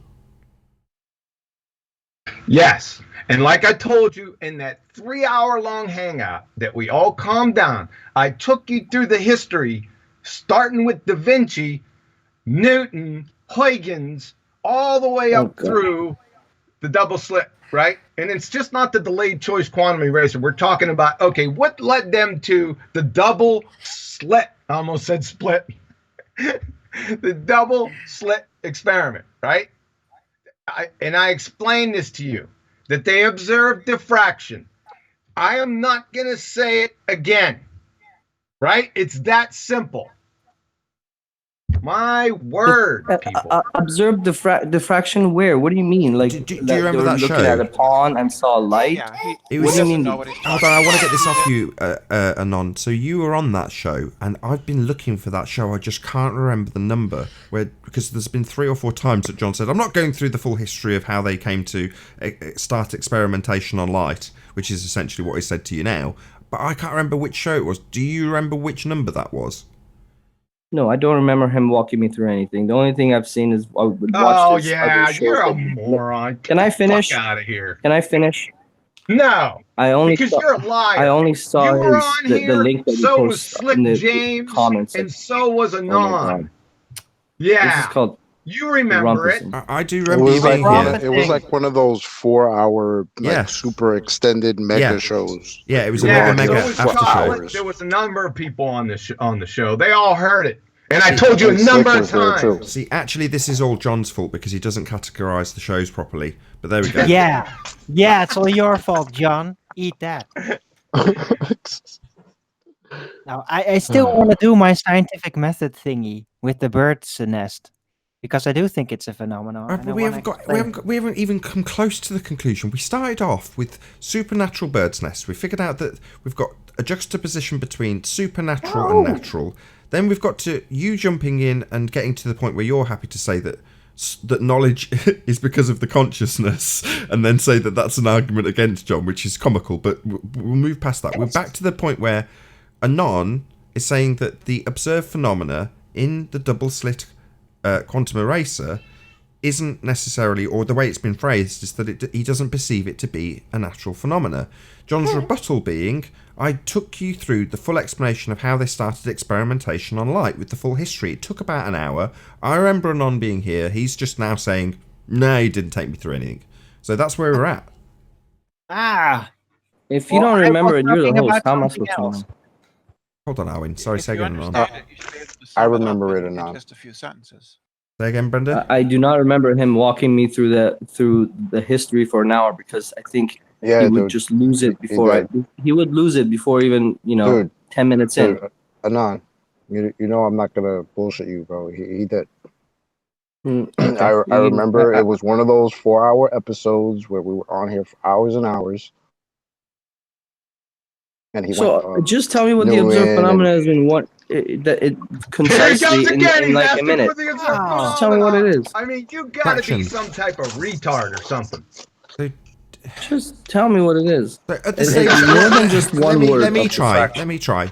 Like, so what do they watch? Let me try. Right. So at this stage, when they're at the stage of the double slit quantum eraser, you've got light displaying two different types of properties, both wave-like, as in wave function, diffraction, and normal particle-like, if you want, where they get clumps in that particular setup. But that's not somebody. So the observed phenomena is that duality, if you will, of how the wave function collapses. That's the phenomena. Okay, so first things first. When we say wave function, I don't think necessarily that's true because we're looking at an actual wave diffraction. Not a mathematical function. I'm sorry to interrupt Nathan. Okay. Can I just talk for more than 30 seconds? Hold on, take a breath. I understand. Hold on a second. I was away from computer and I heard you say that. That is not what he's arguing about. He has a problem with what natural phenomena availed the inquiry. That's what him and them other cronies' problem. What natural phenomena availed the initial inquiry? That means made it a viable dependent variable. So somebody saw light diffraction. Sorry, Chocolate. I just want to understand what the issue is because I don't think I'm understanding the issue. Are you saying? I think if you. What I'm saying is that it's not a wave function; it's an actual wave. Because that's why you see the diffraction pattern. I can deal with that. When you shine a light through two slits, when you shine lights through two slits, you get the diffraction pattern, and that pattern is caused by something that's a wave, not a mathematical wave function. I'm not talking about a mathematical wave function. Please, can I just deal with that? I'm talking about a real wave. Oh, will he ever shut up? This is what he did last time, Anon. I've heard your claim. It's a wave. I get it. You don't need to drone on and on and on, but can I address it at least? You've said that when you put light through a double slit, it's a wave. That's incorrect because you can fire. That's not. You're wrong. Sorry, Brenda, I wasn't talking to you. I dealt with this with you yesterday. So I'm about to repeat what I said to you yesterday, which is to say that if you fire a single particle of light, you cannot derive the wave function from it. You get a diffraction pattern. I'll say it again. I'll say it again. I was not talking to you, Brenda. I had this conversation with you yesterday. you conceded that you could not derive the wave function from a single particle of light. You would require more. Therefore, one particle of light a wave does not make. It is not a wave. It is a way of describing its distribution. The distribution of particles, not waves. I didn't admit what you're claiming I admitted. Oh, really? Well, that's a shock. You wouldn't concede. Oh, okay. Well, Shu is not a phenomena, and you didn't concede that a single particle of light wouldn't give you a wave. It wouldn't give you a wave function. It wouldn't represent anything to do with waves whatsoever. It would be a single particle, and you couldn't derive the mathematical description of light as a wave function. Not wave, wave function, aka probability distribution. The distribution of those individual, listen up, particles of light. Not wave. All of that is wrong. It's a Brenda, shut up. Brenda, this is. I've been trying to get this. Diffusion Have this. pattern that seems wave-alike. All right, you Can see, it that's just what be happens. me and See, Nathan? Brenda and That's Arwen. what happens. Brenda and Arwen, Arwen are two hold for a on a pair. second. Brenda rumpuses, so Arwen jumps in, or Arwen will rumpus and Brenda will take the chance. Yeah. Yeah. And we were with Anon, right? Okay. Let's get back to the point. And Anon can agree here. Nathan, you went 25 steps into the future. Anon's problem is, I say again, what is the natural phenomena that availed the inquiry into the double slit experiment? That's their problem. So they're saying That because is somebody not didn't. necessarily all of my problem. My main Oh, problem God. is the light being a particle. Because Just- I still, it's like space, Nathan. You know how you don't want to talk about anything about space because the medium is fake. The same thing applies here. You can talk about photons, das Licht quanta. You're gonna say whatever you want about a single packet of light, but until you show me how you can create a single packet of light, this is all pseudoscience to me. This Just is I you're treat a it just like friggin' somebody clown. talking to me about vacuum of space. But you do realize Show me what a a wave single packet of actually light. requires, right? I just want to can't see be a a wave. single packet Oh of light. my God. How do you I wanna see generate what a are you single Right, packet of right light? now? Hold on, You're everyone be breathing quiet. oxygen, right? Anon, I you've wanna just see talked oxygen. over Show me. Arwen 3 times saying, I just want to see a single packet while he's trying to talk to you. You've said it 3 times over the top of someone else. I don't get it. Why are you doing that? Because he's a friggin' retard. That's why he's doing that. You breathe oxygen, right? I want you to show me oxygen right now. Just Come look on, outside. Anon. Show it to us. Share your screen. Friggin' clown. I'm not claiming anything about It's oxygen. not your This argument is- anyway. this- Everyone knows your It's not my argument. argument. It's what's the natural just- phenomenon observed, QE. That's your argument. It's been your argument since the beginning. With your other No. clown show friends. I don't have. I Oh, friends. heard agree it with Anon. hundreds There of is times. What do doubt you in me think, too moron? about the particle nature of light, but it's definitely not a wave. That doesn't make sense. A wave is a medium transfer. It can't be a Exactly. unit of energy. A unit of energy Yeah, that's what in light is. whatever That's what form light it is, takes, Arwen. it doesn't make sense to be a wave. A wave That's is what light typically is, more Arwen. material aspect. It's very easy. That's what It's very light easy. is. Like a there, sound wave. Brenda. It's a material medium transfer. Okay, Arwen, thank you. It's very easy. Let's solve this real quickly. Brenda, you want to disprove that photons are particles. No problem. You have to disprove the photoelectric effect, Nobel Prize, 1921. Compton scattering, Nobel Prize, 1922. He got the prize later. And you have to falsify Heisenberg's uncertainty principle, which states that the more you know the position of a particle, the less you know the momentum of that particle, and vice versa. Floor is yours. We'll start with the photoelectric effect. Go.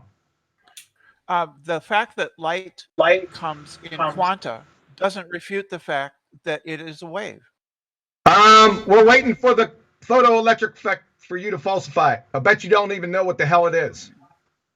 You mean the same Photoelectric effect that Yes, Einstein I know what made? it is. It's The same effect that light Einstein is got a Anon, Nobel Prize oh for. God, So we're now- Anon.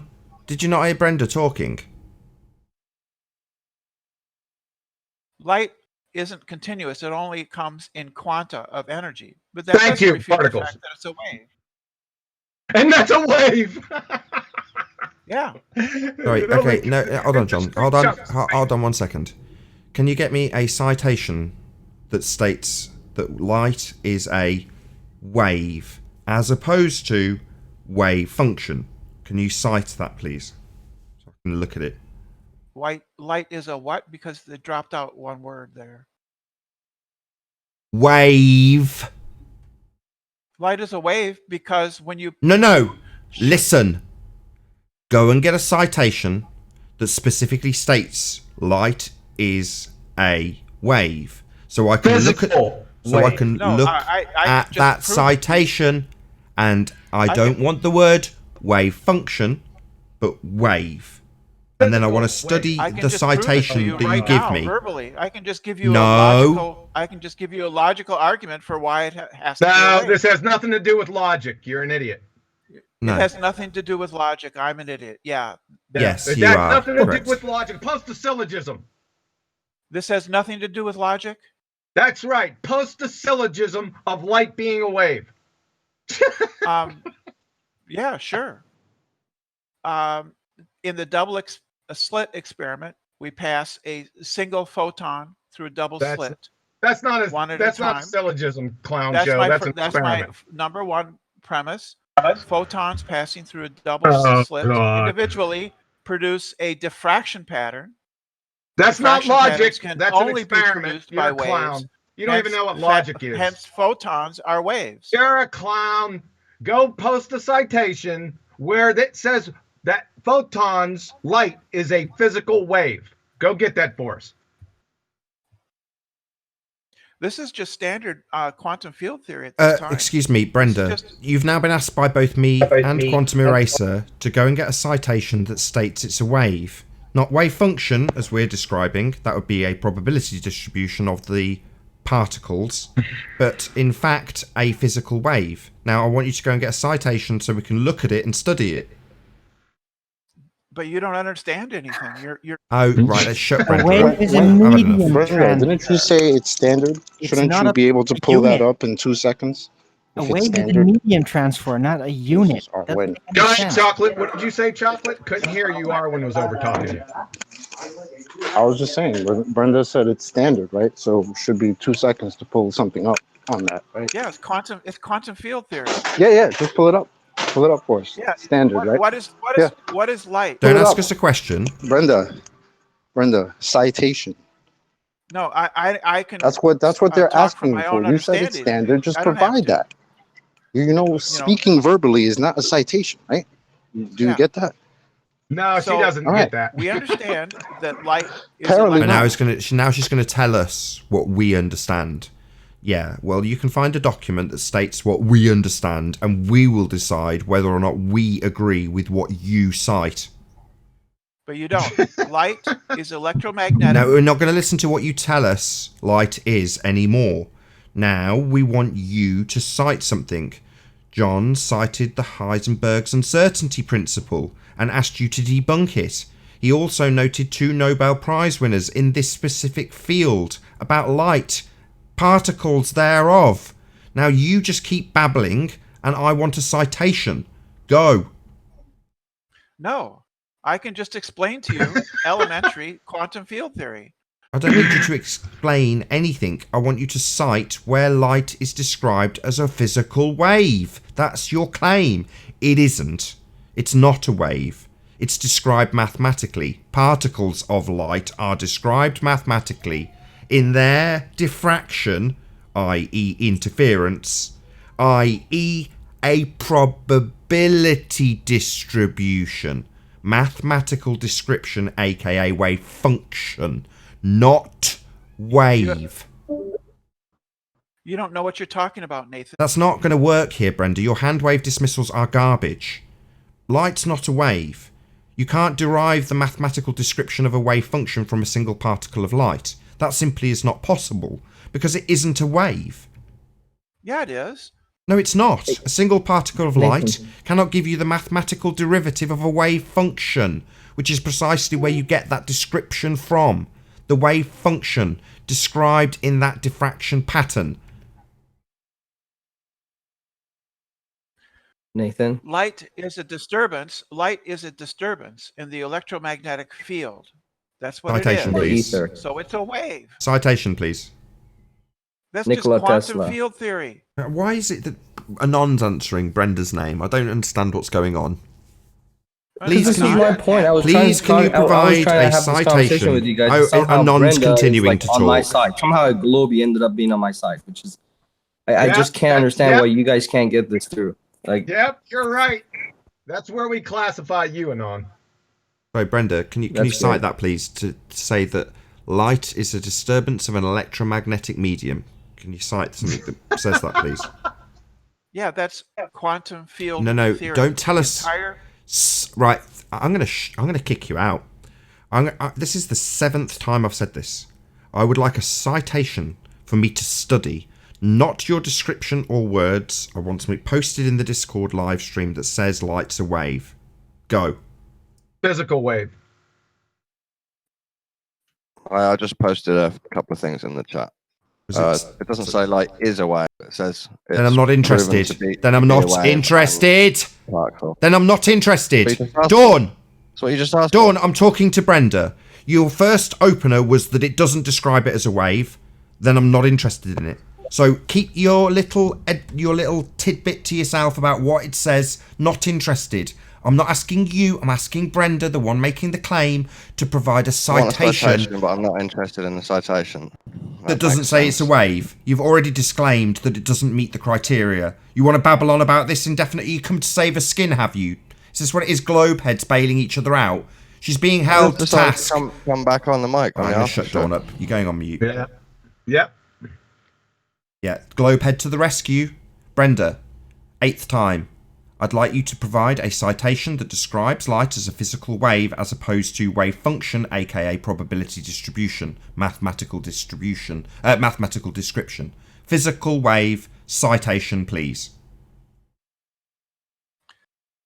Quantum field theory. I'm just reading from the Wikipedia article. Post it. Quantum field Post theory it. treats particles Post as it. excited states Post it, of their and then tell us underlying where your fields, citation is which in the are- reference. Post it, so we can have the exact citation where it describes light as a physical wave. Post it, and we will look at it as you read out the citation specifically.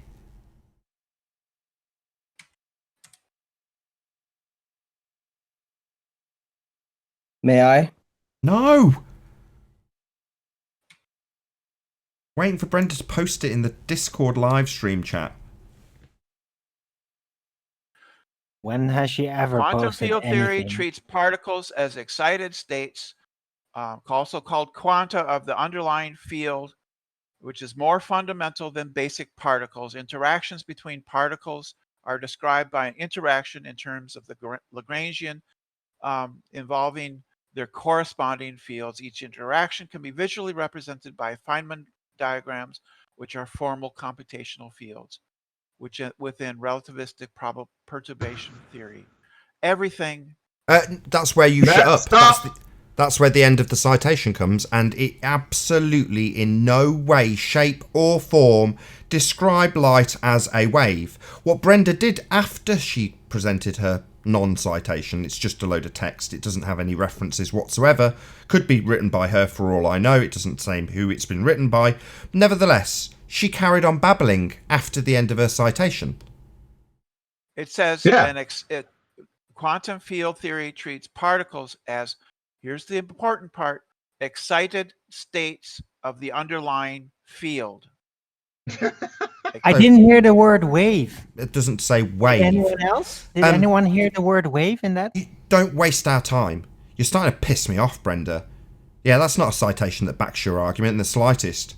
Hey, it confirms ours. It says quantum field theory treats particles. So they're particles. Did you read that bit, Brenda? Yeah. Right. Brenda may be hallucinating so words. it says they're particles then, Brenda.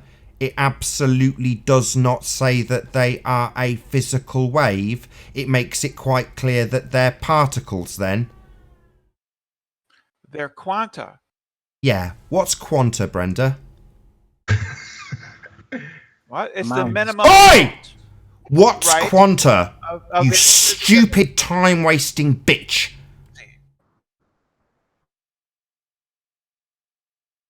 Light is a wave, but it. Oh my god. It does not say that in your citation, you stupid idiot. Light is a wave that. Your declarations continually telling us that even in the face of a citation that makes it plain they're particles is just ridiculous.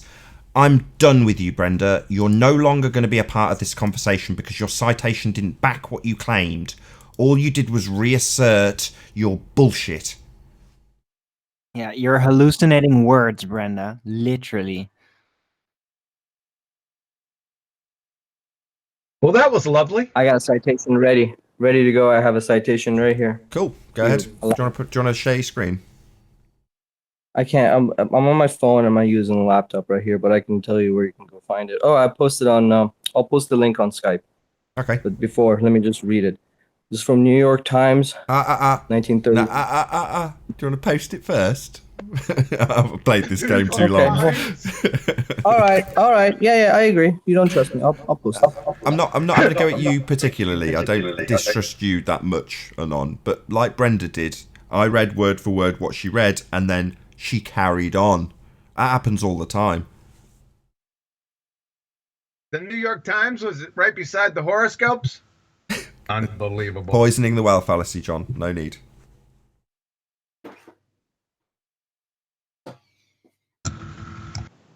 Technically an appeal to format fallacy as well. No, it's not. Next to the horoscopes. Formatting, right? All right, I could deal with poisoning the well, but format? Come on, you're stretching it. Maybe.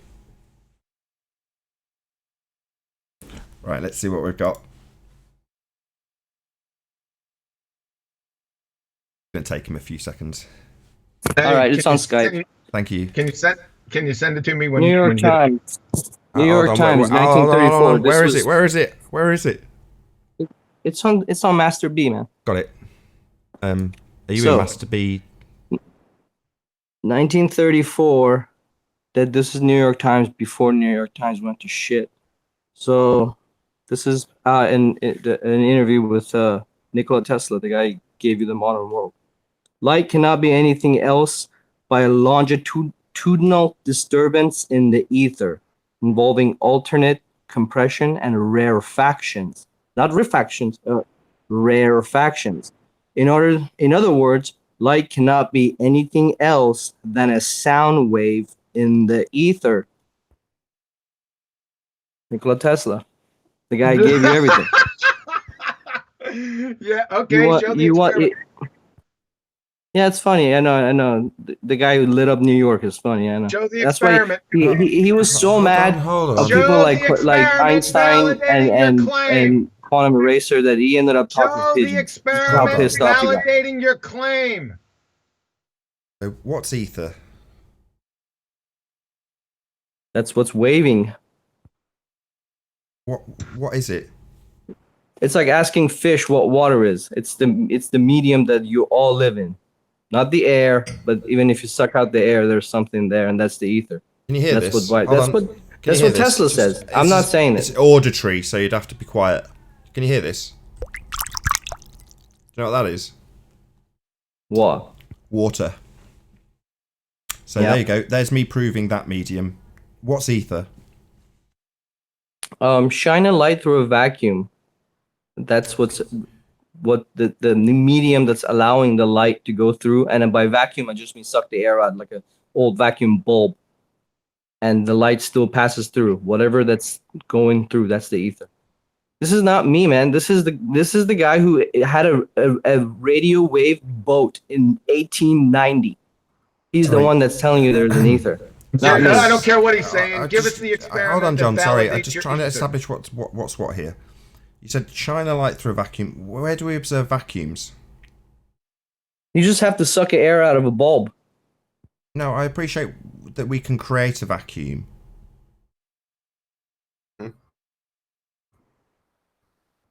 Okay. You're saying ether is in a vacuum. Now, if I can only experience that by creating it myself, are you saying this medium only exists in the man-made circumstances of vacuum chambers? Is that the only time that this medium is in existence? No, the medium is what all the EMR, all electromagnetic radiation that. You gotta do this now, right now, don't you? That's all right. All EMR, all electromagnetic radiation is basically disturbance in the ether field, all the way from radio waves all the way up to gamma rays. Wait a second. Down all of, and Photons lights in are the middle. neither electric nor magnetic. So your electromagnetic radiation, you're full of shit. But you, dude, EMR is a thing. Look at EMR. I agree, but my question still hasn't been answered because you've answered my question with the premise in the answer. So you're saying ether is a disturbance of the electromagnetic field, but no. I say all the ether is not a disturbance in the electromagnetic field. I'm saying that all electromagnetic waves, from radio waves to gamma rays, and light is in the middle somewhere, just a little bit of tiny spectrum that your eyes can see. Oh God! All that is just a disturbance in the ether, the field that we all live, that we all in this realm in. Yes, that's what I meant. That's what Tesla says. I understand, but that's what I meant when I said that the answer to the question "what is ether" contains the word ether. So you're saying that these things that disturb the ether, that's what the ether is. Well, that doesn't explain what the ether is. It's a premise that includes ether, but it doesn't explain what it is or what's validated its existence. Other than I can find another quote from Tesla that says it has no properties. It's just a medium where. Okay. I know. I mean, Tesla is hella funny. I know.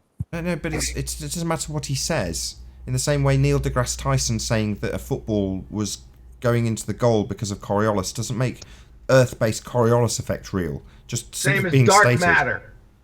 It's the same as dark matter. Right, dark matter. Same with similar the quanta. principle. Yeah, I get it. It's all just same with shit, quanta. dude. You're a friggin' knucklehead. You experience light. I don't experience it as a packet and single light. I experience it as a wave, as a disturbance in the ether. That's how I see it. That's how you do. You haven't it shown us makes ether. sense to me. You're saying you experience light as a disturbance in this medium that you haven't demonstrated or proven in any way. Again, the proof is all you have. The proof for something being there is all you have to do is suck the air out of a light bulb, and then shine light to light up the filament, and then light will travel through it. So what is it traveling through? Because light is a wave, is not a thing. So let me get it straight. And wave is a medium. You need a medium for a wave. If you don't have a medium, it's not a then wave. it's not waving. Nonsense, man. But it's not a wave. So what you're saying is based on a presupposition that light is a wave, it would need a medium. And therefore, in a vacuum, it still travels. Therefore, it must be traveling through the medium that it creates a wave in. Therefore, absolute gibberish. I know it's a wave because if I shine light through two slits on the backside of the wall, I see a diffraction pattern. And the only thing that causes diffractions are waves. No, you're having a laugh. The individual... God. You're not seeing a wave. I know, it's frustrating. The distribution of each individual particle of light, the distribution can be quantified mathematically as a wave function. But it's I know, a you keep saying quantification. that. I haven't finished. It's a quantification of the distribution of individual particles of light. You keep saying that, but I'm not talking. When I cut two slits through an electric tape and shine a light through it, through a window, and the other side of the wall, there is a pattern of diffraction, meaning high bands of high intensity and low intensity, high intensity and please, Emery, and low intensity. Then I'm not talking about any mathematical collapsing of wave functions. I'm just telling you that there is a pattern on the wall, and that pattern is caused by waves. What do you mean caused That's all by I'm saying. waves? The idea of because light... Go on. When you put a wave through two slits, just like even in regular water, If you have three like saying posts water, and you create two waves, like a real wave in water, you can have two pebbles drop at the same time. Those waves will meet and they will diffract. So that and they create a high intensity and low intensity. From the center being the highest intensity, and then the waves cancel out, and so there's nothing there, and then high intensity but with a little less, and then again they cancel out. So you see this little bar, you see this pattern of bars, and you see the same thing on the wall with two slits. So there's clearly a wave. I'm not talking about wave function. I'm just talking about actual wave hitting my wall. Yeah. Shine a light through it. Hold on. It's not photons. So, try again. What you're describing, the intensity and the variance, is the probability distribution visually represented on your wall. You can also hear it. That's where we get distortion from. So when the waves are distorted, that means they're crossing and it's not clear. It's not a clear pattern. So you don't have a clear sound, depending if you like that sound or not. We're talking about But, sound. if you change We're not talking about sound. The wave. We're not talking about sound waves. No, but it's talking about light. But the property of wave, it's the property of waves, any waves.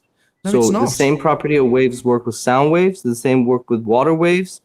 And in this case, when you shine a light, it's something that's waving. And the question is, what is waving? I'm not talking about a mathematical wave function collapsing. I'm talking about actual wave. Okay. And the question is, what is waving? So when you fire one particle, I can't fire one particle. I've never fired a single particle of light, ever. No, you haven't. Have but you? Thousands of people have, you clown. Thousands of people have also saw here you go. the black hole. Here, give this to him. Here, give this to him, Nathan. Single photon generation and detection. They've been doing this for fucking decades. You freaking knucklehead. Here, 1 second, Nathan.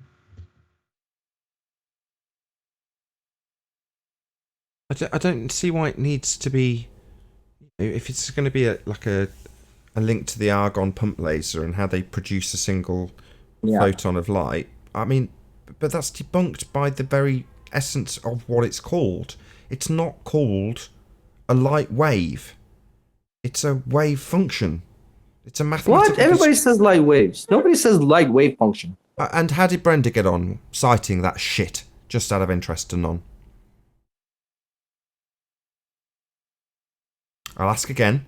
How did Brenda get on citing that shit, Anon? Maybe you'd like to try. Go and get me a citation. I don't know what you're talking about. You're going to rumpus me? You're going to rumpus me? Yeah, he is. He's going to rumpus me. I put Brenda to task to go and get a citation that said light is a physical wave, like you're describing. Yeah? So far we've had a quote from Tesla. No experimentation, no validation, no nothing, just a quote that he describes what he thinks. Like I give a shit what Tesla thinks. Now, go and get me a citation, any citation, that says light is a wave, so we can pull it apart. Let's see how you get on. Physical wave. Yeah. I'm not look. I don't know what you're talking about. If you want me to go search for something, I don't need that. I can just shine told me light through two slits on my wall, and I see a pattern of waves. Yeah, I don't need a repetition of what you've said already. I understand. I listened, and I said that even if I take your bars, yeah, one bar that's quite weak, one that's a little bit more strong, and then a really strong one, and then a weak one, and then another really weak one. That's not a wave. That's a series of bars, isn't it? No, it's a diffraction caused by waves. It's a diffraction pattern? That's not a wave, though, is it? It's caused by waves. Yes, that's sorry, how you're saying... No. You're saying... No. Don't assert cause here. What you're seeing is what is mathematically described as a wave function. That's where they get that term from. Now, your bullshit about that's caused by waves, I'm asking you to cite that shit. Give me a citation that says it's a physical wave. I know it isn't. I don't have a citation for you. Go and get one. Don't just assert that baseless shit here. We're saying it most definitely isn't. When Brenda was put to task, the very citation that she gave us described it as particles. Her very citation that she's claiming backs this idea that it's a wave. It isn't. It's described mathematically as a wave function when you see those bars. Not a wave also, bars. But you can describe those bars, the intensity, and how likely it is going to be one of those intensities. What would you describe that as? Oh yeah, a probability distribution or wave function, not wave. But every time we point this out to you, that's how they've got to this bit with the word wave as the prefix, mathematical description, you keep telling us it's caused by a bloody wave. No, it isn't. So it's a particle. What is all this stuff measured in? Cycles. What is a cycle? It's caused by what has cycles? What's what measured in? All EMR. You know, megahertz. You know. Where do they get? Here we go. Here we go. And where do they ever get? Seen that oscilloscope? Yeah. That's a wave. Yeah. And where do they derive that from with light? Do you think? Where do you think you get those various different wavelengths? Where do you think they've derived that from, Anon? Maybe you should look into that before you enter into these conversations about light being a wave. That's again color. Not you, Anon. Not you, Owen. No. Yeah, those spectrums. Where do you think they've derived that from? Where do you think that concept's come from, Anon? Not quantum mechanics, that's for sure.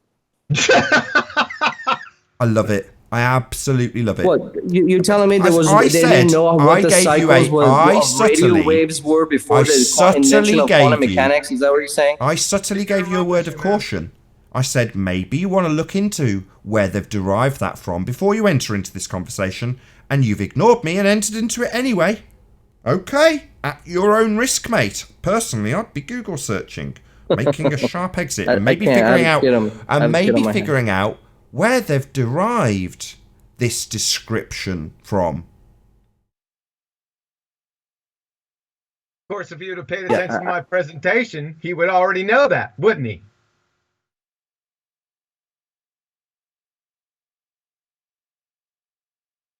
So you're saying before invention of quantum mechanics, the like hertz, the radio waves, all that they didn't know what the cycles were. Jeez. I thought you listened to my presentation. But you told me that you reviewed my presentation, right? On quantum mechanics, the initial one, when I went over this for about 10 minutes. So you actually didn't watch the presentation. No, I watched your presentation.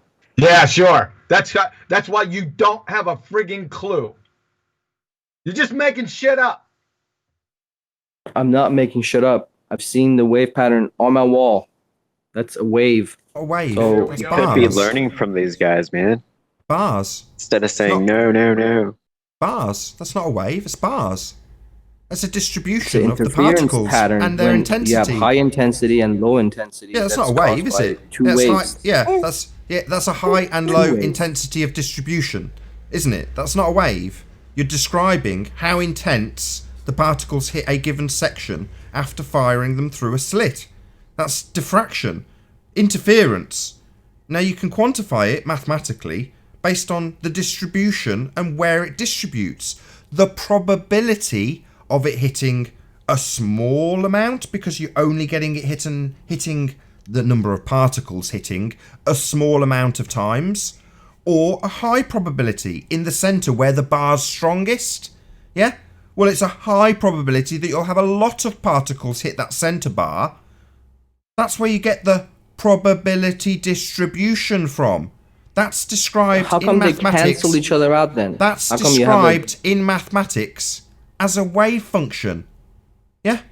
At no point are we ever getting physical waves. We're getting single particles, either more likely to hit the center or slightly less likely to hit the outside edge, which is why it's slightly dimmer. Well, that probability of where that particle hits, you can derive a mathematic from it that gives you the wave function. That's it. The wave is mathematical, not actual. Right. I disagree. You disagree. You disagree? Well, oh, right. Well, that's the end of that argument. Then we've been debunked, John. Like I said, when you have a section of it canceling out, if it was a probability distribution, why would there have a bar of section of it just completely canceling out with no particles hitting? Your question's malformed. Your question's malformed. It is a because you're saying why if it was a probability distribution. It is. But if it was just probability, it would basically hit the wall at random, and it would all of it light up the same way instead of having actual high intensity and low intensity The patterns. probability distribution. The probability where you don't see any bars, it's 0. Yeah, Like because they can't, because the wave cancel each other out. That's why it's 0. What? So your reification, you've now decided that it's cancelling itself out. It's only a visualization. It's not actually what really happens. What actually happens is the light, because of going through that slit, is being diffracted, is being bent in a very specific type of way that just so happens to cause this pattern. That's how it's split up. All right, let's get a couple citations in here. Let's get a couple citations in here from the chair. Excuse me, couple citations in here dealing with the wave function. Professor of Physics at Yale, Professor Shankar, and I quote, "So we have to play this game in 2 ways. It is particles, but its future is determined by a wave. But the wave is purely mathematical. You cannot put an instrument to measure the energy due to that wave. It is a construct we use to determine what will happen in this experiment." Citation number 2, University of Tennessee. In one dimension, wave functions are often denoted by the symbol psi. They are functions of the coordinate x and the time t. But psi is not real, but a complex function. The Schrödinger equation does not have real, but complex solutions. The wave function of a particle at a particular time contains all the information that anybody at that time can have about the particle. But the wave function itself has no physical interpretation. Thanks for your ear. Have a nice day. And with that, I'm going to say a huge, massive, enormous thank you to all of you who've tuned into this extended after show on the Nathan Oakley premiering stream. Massive thanks for hopefully smashing the super chat, liking, commenting, sharing, subscribing, and all that good stuff. Of course, a massive thank you to all of today's debating panel for making this debate possible. Be sure to check out nathanoakley.com and the Flat Earth Debate Forum, which you should definitely all join. I've been Nathan Oakley, and I'll see you all in the next video. Oh, what a day! What a lovely day!